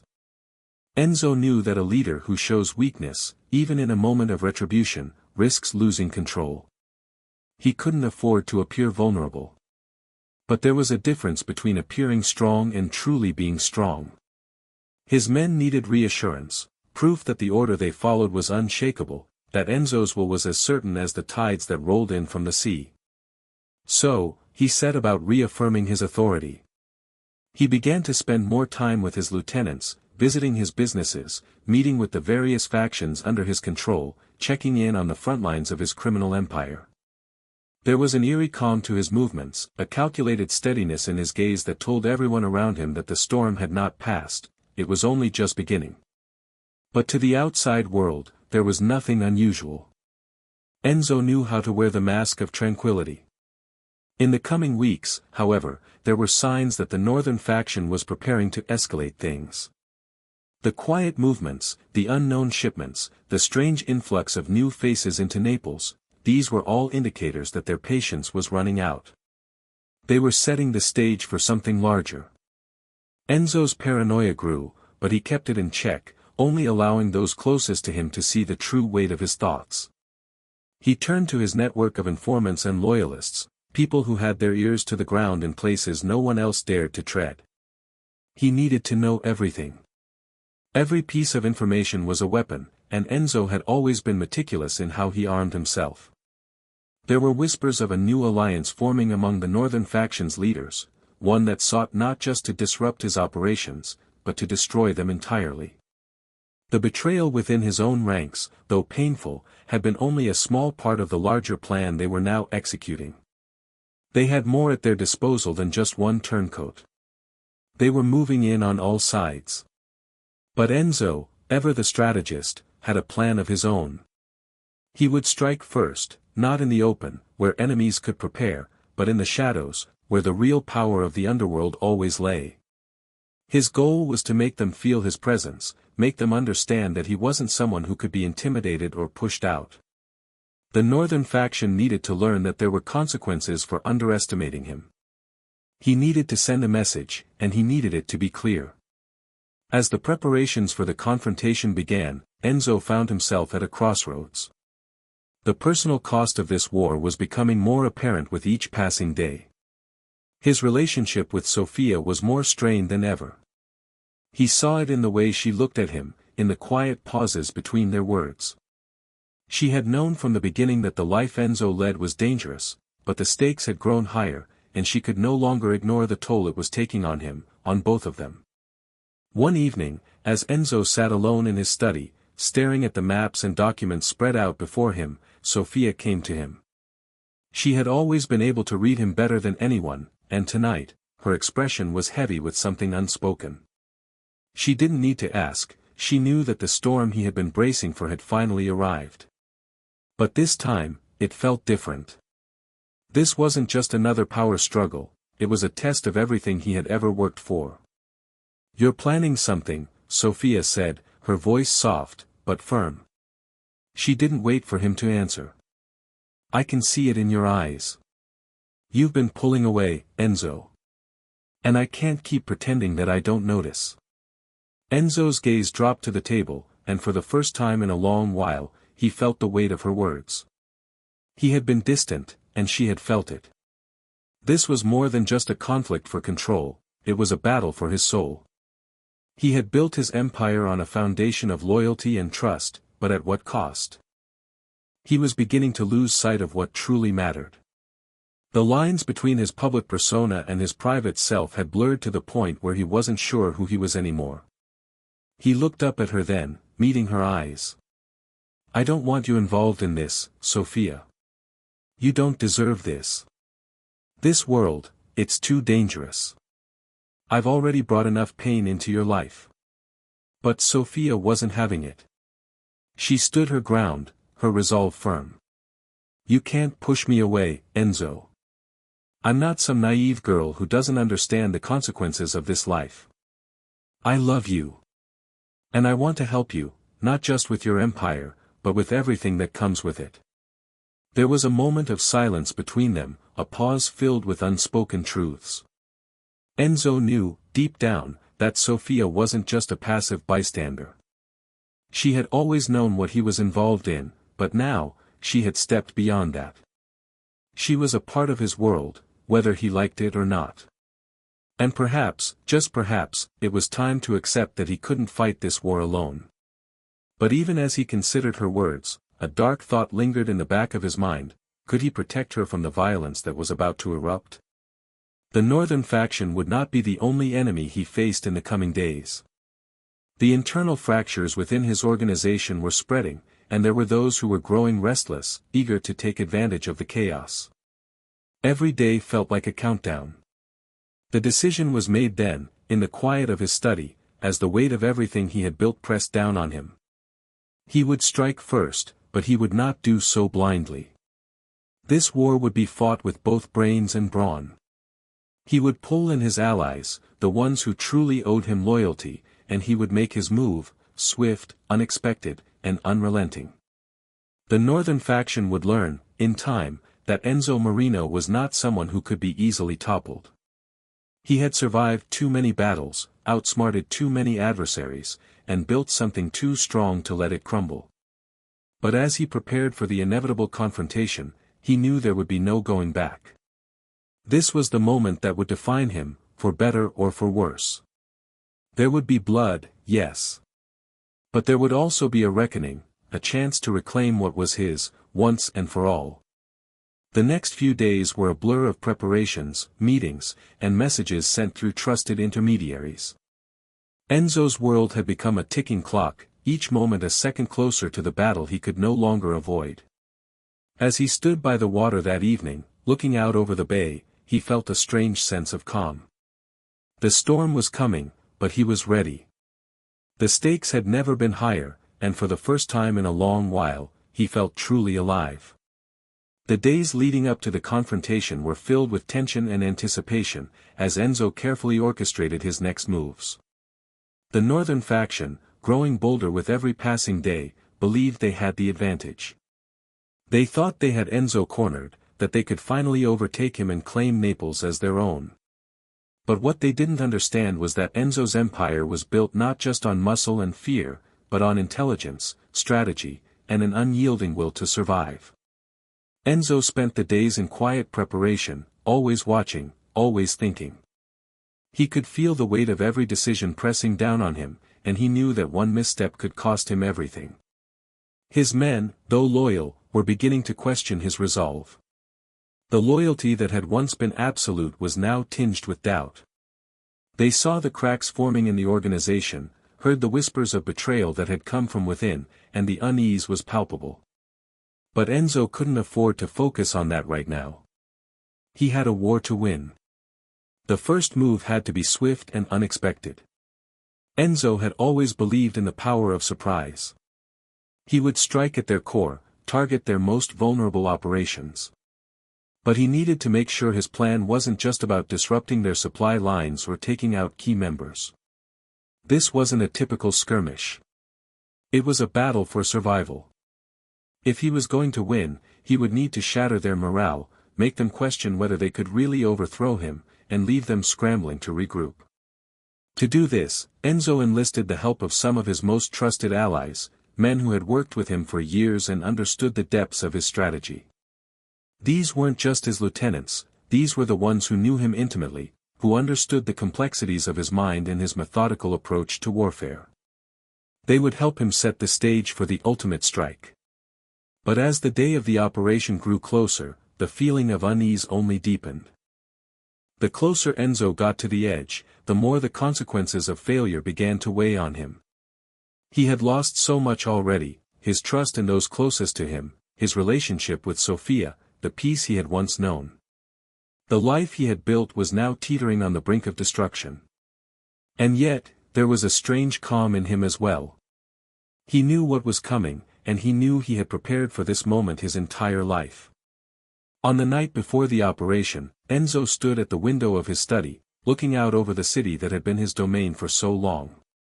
The lights twinkled in the distance, casting long shadows over the streets below. It was a city that had seen the rise and fall of countless men, and now it was his turn to prove whether he could endure the same fate. The sound of the waves crashing against the shore was a constant reminder that the world outside continued to move, oblivious to the storm that was about to break. Sophia entered the room quietly, her footsteps barely audible on the marble floor. Enzo turned to face her, and for the first time in days, he allowed himself to soften. There was no anger in his heart for her, only an aching sense of love and guilt. She had been there for him through everything, and yet he had kept her at a distance, pushing her away because he didn't want her to be part of this life. "You're really going through with it," Sophia said, her voice calm but carrying a weight of understanding. "Tomorrow, everything changes, doesn't it?" Enzo didn't answer immediately. He could see the fear in her eyes, but also the quiet determination. She knew the risks, knew the dangers that lay ahead, and yet, she still stood beside him. In her silence, she was offering him something that felt like the last tether of his humanity. "I don't have a choice," he finally said. His voice was low, almost regretful. "They won't stop until I'm gone. You know that." Sophia nodded, stepping closer to him. "I do," she whispered. "But you don't have to do it alone. You don't have to lose yourself in this war, Enzo." Enzo's heart tightened. She was right, of course. But he didn't know how to be anything other than what he had become, the ruthless leader, the protector of his empire. He had built his life around this fight, around the need to stay on top. Could he really walk away from it? Could he live a different life, a life with her, away from the constant violence, the betrayal, the bloodshed? "Tomorrow, we'll face them together," Sophia said, as if reading his thoughts. "But promise me, Enzo, promise me that no matter what happens, we'll make it out of this. We'll find a way." It was a promise he couldn't make, not with certainty. The world he had created was one of shadows and danger, and there were no guarantees. But in that moment, looking at Sophia's face, he felt a flicker of hope, something he hadn't allowed himself to feel in years. "I promise you this," Enzo said, his voice firm. "No matter what happens, I'll do everything I can to protect you. And I'll make sure we come out of this alive. I swear it." With that, Sophia nodded, her expression softening. She didn't ask for more than that. She had come to understand that in this world, there were no guarantees. But she was willing to stand beside him, even if it meant facing the dangers of the coming battle. The next morning arrived quickly, the sun rising over the horizon as if it were just another day. But for Enzo, this day would change everything. The operation had been set in motion. He had gathered his forces, his most trusted men ready to carry out his plan. They would strike first, taking out the northern faction's key operations, dismantling their infrastructure, and hitting them where it hurt the most. Enzo had always believed in swift, decisive action. He had no intention of dragging the war out. His goal was to crush the northern faction's morale, to make them question their strength, and to demonstrate that Enzo Marino was not someone who could be defeated. The move would be bold, but it would also be a show of force, a statement that he was not just a kingpin in Naples, but a man who could hold his ground against anyone.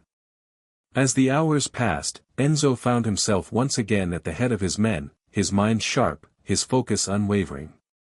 Every part of him was attuned to the movements around him, to the sounds, the smells, the rhythm of the world that seemed to be holding its breath. The operation was unfolding as planned, and for the first time in weeks, Enzo allowed himself to feel a fleeting sense of confidence.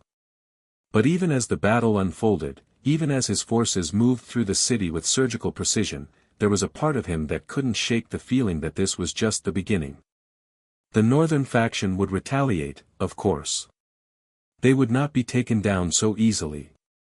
But Enzo was prepared for that. This fight would be long, and it would be brutal. There was no turning back now. Enzo's plan had been executed flawlessly, but the true test of his empire would come in the days that followed.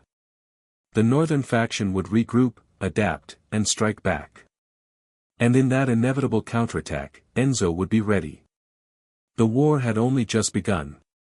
As the aftermath of the operation began to settle over Naples, Enzo could feel the weight of the war press down upon him. The city that had been his playground, his kingdom, now felt like a battlefield. Every corner seemed to whisper of betrayal, every shadow held a potential threat. The northern faction had been shaken by his initial strike, but Enzo knew better than to assume victory was in his grasp.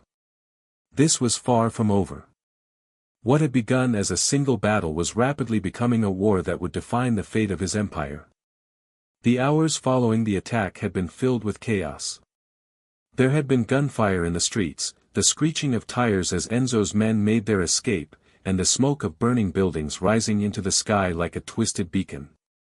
For a moment, Naples had seemed to hold its breath. But as the dust settled, the realization came: the northern faction would not stay down for long. They were regrouping, planning their retaliation. The days turned into a tense waiting game. Enzo spent his time moving between his various hideouts, always shifting, always adapting. He couldn't afford to stay in one place for too long, too many eyes were now on him. Even though his men had executed their mission with precision, the northern faction was not without resources. They were powerful, and their leaders were ruthless. It would only be a matter of time before they would come for him, and when they did, it would be with everything they had. Despite the danger, Enzo felt an almost eerie calm. This was his world, after all. It was a world built on survival, on the constant ebb and flow of power. But it was also a world that exacted a price, and that price had been steep. His relationship with Sofia had been strained beyond repair. She had warned him about the cost of this life, but he had pushed her aside, too wrapped up in the mechanics of his empire to truly hear her. Now, it seemed that their distance was irreversible. She had always been strong, but this time, the war had reached too deep into their lives. Enzo knew that in the coming days, he would be forced to make difficult choices, choices that would further test his loyalty to his men, to his allies, and to himself. The stakes had never been higher. His empire was under threat, not just from the northern faction, but from within. His enemies were closing in, and Enzo could sense that the walls were beginning to close in around him. As he sat in the quiet of his safe house, his thoughts drifted to the people he had trusted most. His closest allies, the men who had followed him through thick and thin, were now starting to question whether he was truly capable of leading them through this storm. The internal fractures within his organization were starting to show, small whispers of discontent, rumors of betrayals among his closest men. Enzo couldn't afford to ignore these signs. If his enemies couldn't bring him down from the outside, the threat of insurrection from within could be just as dangerous. He was aware that power, even the power he held, was fragile. It was always shifting, always in flux. And no one, not even Enzo, was immune to the forces that could topple an empire. But he wasn't going to go down without a fight. He had built this empire from the ground up, piece by piece, with blood, sweat, and countless sacrifices. He wasn't going to let it all slip away. That night, as Enzo sat alone, contemplating his next move, there was a knock at the door. He didn't need to ask who it was. He could tell by the sound of the knock, steady, deliberate, that it was one of his most trusted men, Carmine. Enzo had always relied on Carmine for difficult decisions, the kind of decisions that others wouldn't have the stomach for. When the door opened, Carmine entered without a word and sat across from him. "Things are getting tight," Carmine said, his voice low. "There are rumors, people are starting to talk. They're questioning whether you're still in control, Enzo." Enzo didn't flinch. He knew the truth of it. He had felt the shift in the air, the growing uncertainty among his men. The northern faction was a threat, but so were the whispers within his own ranks. When a kingpin's authority is questioned, the cracks begin to show, and before long, the entire structure could collapse. "What do we do?" Enzo asked, his voice cold and calculating. "We tighten the reins," Carmine said. "We remind them who's in charge. We make an example of anyone who steps out of line." Enzo nodded. The decision was simple. He had always believed in leading with strength, and now was no different. There was no room for doubt in his organization. It was either loyalty or death. But even as he gave the order, something gnawed at him, a small flicker of doubt he couldn't extinguish. He had spent years building this empire, but at what cost? He looked at Carmine, his expression unwavering. "Get the men ready. I want to make sure they know what happens when you challenge me. But make it clean. No more unnecessary bloodshed." Carmine nodded, understanding the gravity of the situation. He left without another word, and Enzo was left alone again, his mind racing through the possibilities. He had always prided himself on his ability to control the narrative, to shape the world around him. But now, even he wasn't sure where the story was headed. The war he had set in motion was no longer just about his position, it was about survival itself. As the days passed, Enzo's forces moved through the city with increasing precision. Every move was calculated, every decision weighed carefully. They struck at the heart of the northern faction's operations, crippling their ability to respond. Enzo knew that every victory, no matter how small, brought him one step closer to securing his hold on Naples. But with each victory came a growing realization: this war was taking its toll on him in ways he hadn't anticipated. The constant pressure, the fear of betrayal, the loss of those closest to him, it was wearing him down, piece by piece. His mind wandered to Sofia once more. He hadn't seen her in days, and though he knew she was safe, he couldn't help but wonder if there was still a way to salvage what they had. But he couldn't afford distractions right now. The war was all-consuming. Every day, the stakes grew higher. He had to stay focused. In the weeks that followed, Enzo's power over the city began to solidify again, but at a great personal cost. The northern faction was reeling, but they were far from finished. Enzo knew the real fight was only just beginning. The enemy was adapting, growing more dangerous with every move. And the greatest challenge, the one he hadn't prepared for, was the battle within. He had always been his own worst enemy, and now, that battle was becoming harder to win.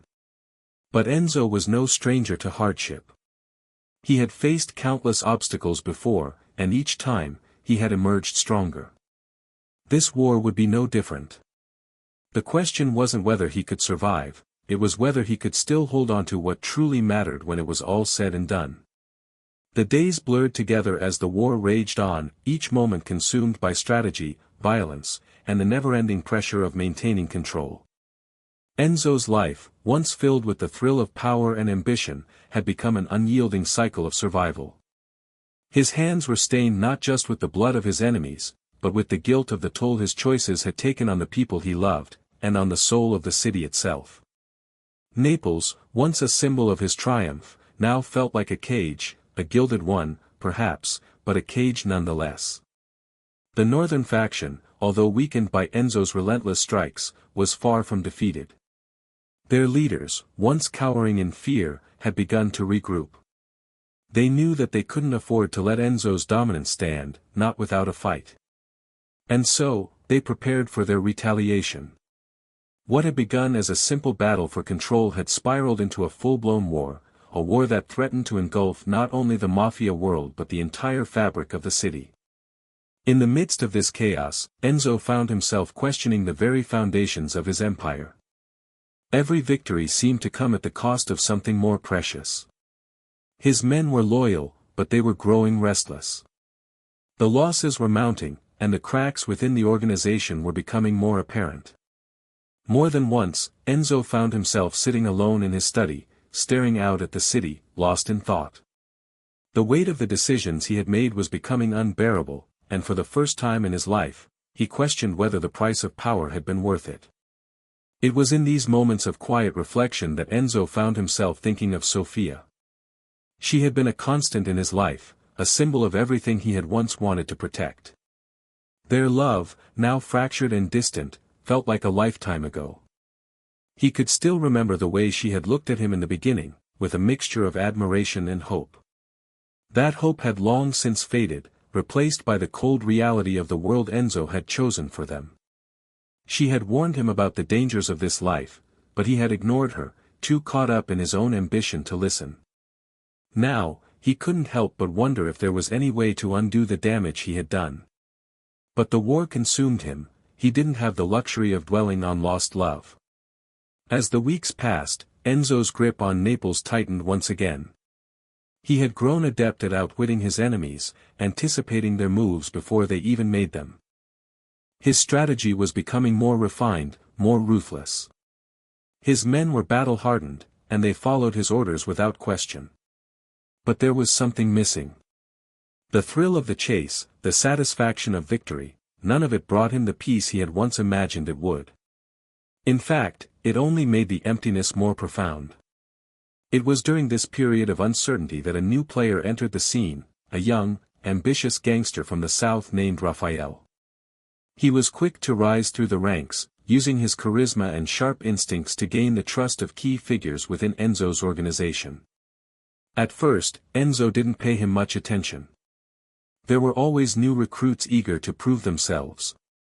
But Raphael's rise was different. There was something about him that made Enzo wary, something that struck him as both ambitious and dangerous. One evening, as Enzo sat in his office, Raphael walked in unannounced, his expression serious. "We need to talk," he said, his tone calm but assertive. Enzo raised an eyebrow, his curiosity piqued. "What about?" "The war," Raphael replied, pacing slowly. "It's not going in our favor anymore.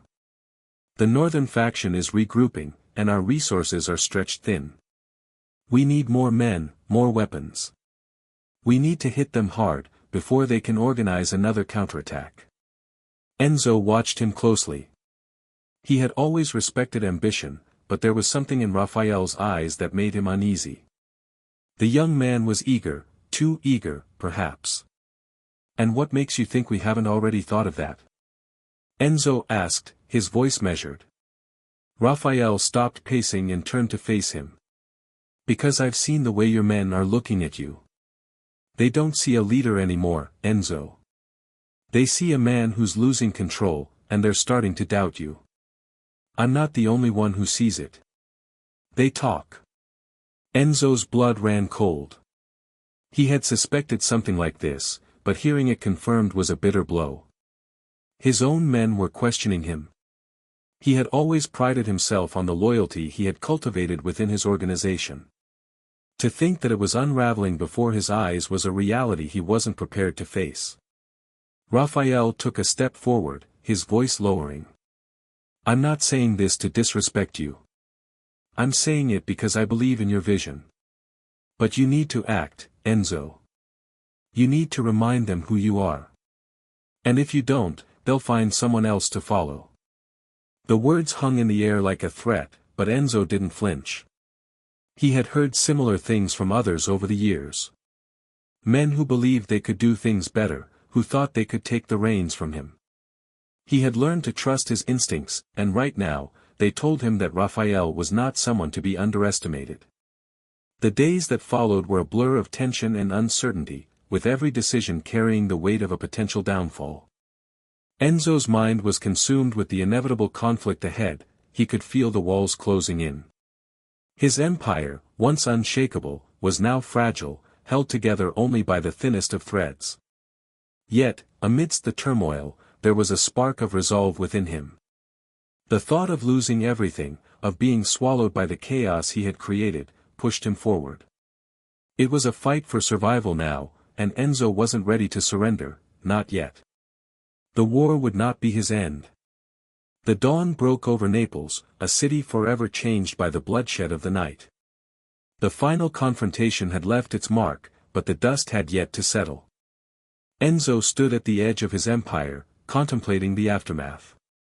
His forces had triumphed, but the cost was heavy, too heavy to measure. As the sun climbed higher, so too did his doubts. The war had been won, yet the feeling of victory was hollow. His kingdom stood tall, but what of his soul? He had fought for power, for control, but in the silence that followed, he wondered if he had truly won it all. Enzo's empire had been forged in fire, but the ashes were now all that remained. As the last remnants of war settled, he found himself standing at a crossroads, unsure of the path ahead. Naples, once his kingdom, now felt foreign to him, its streets empty of the life he had built, its people distant, as if they too had lost faith in the man who had ruled them. The weight of his past mistakes, the betrayals, the violence, pressed on his shoulders. In the silence, the answer was clear: legacy was not just what you built, but what you left behind.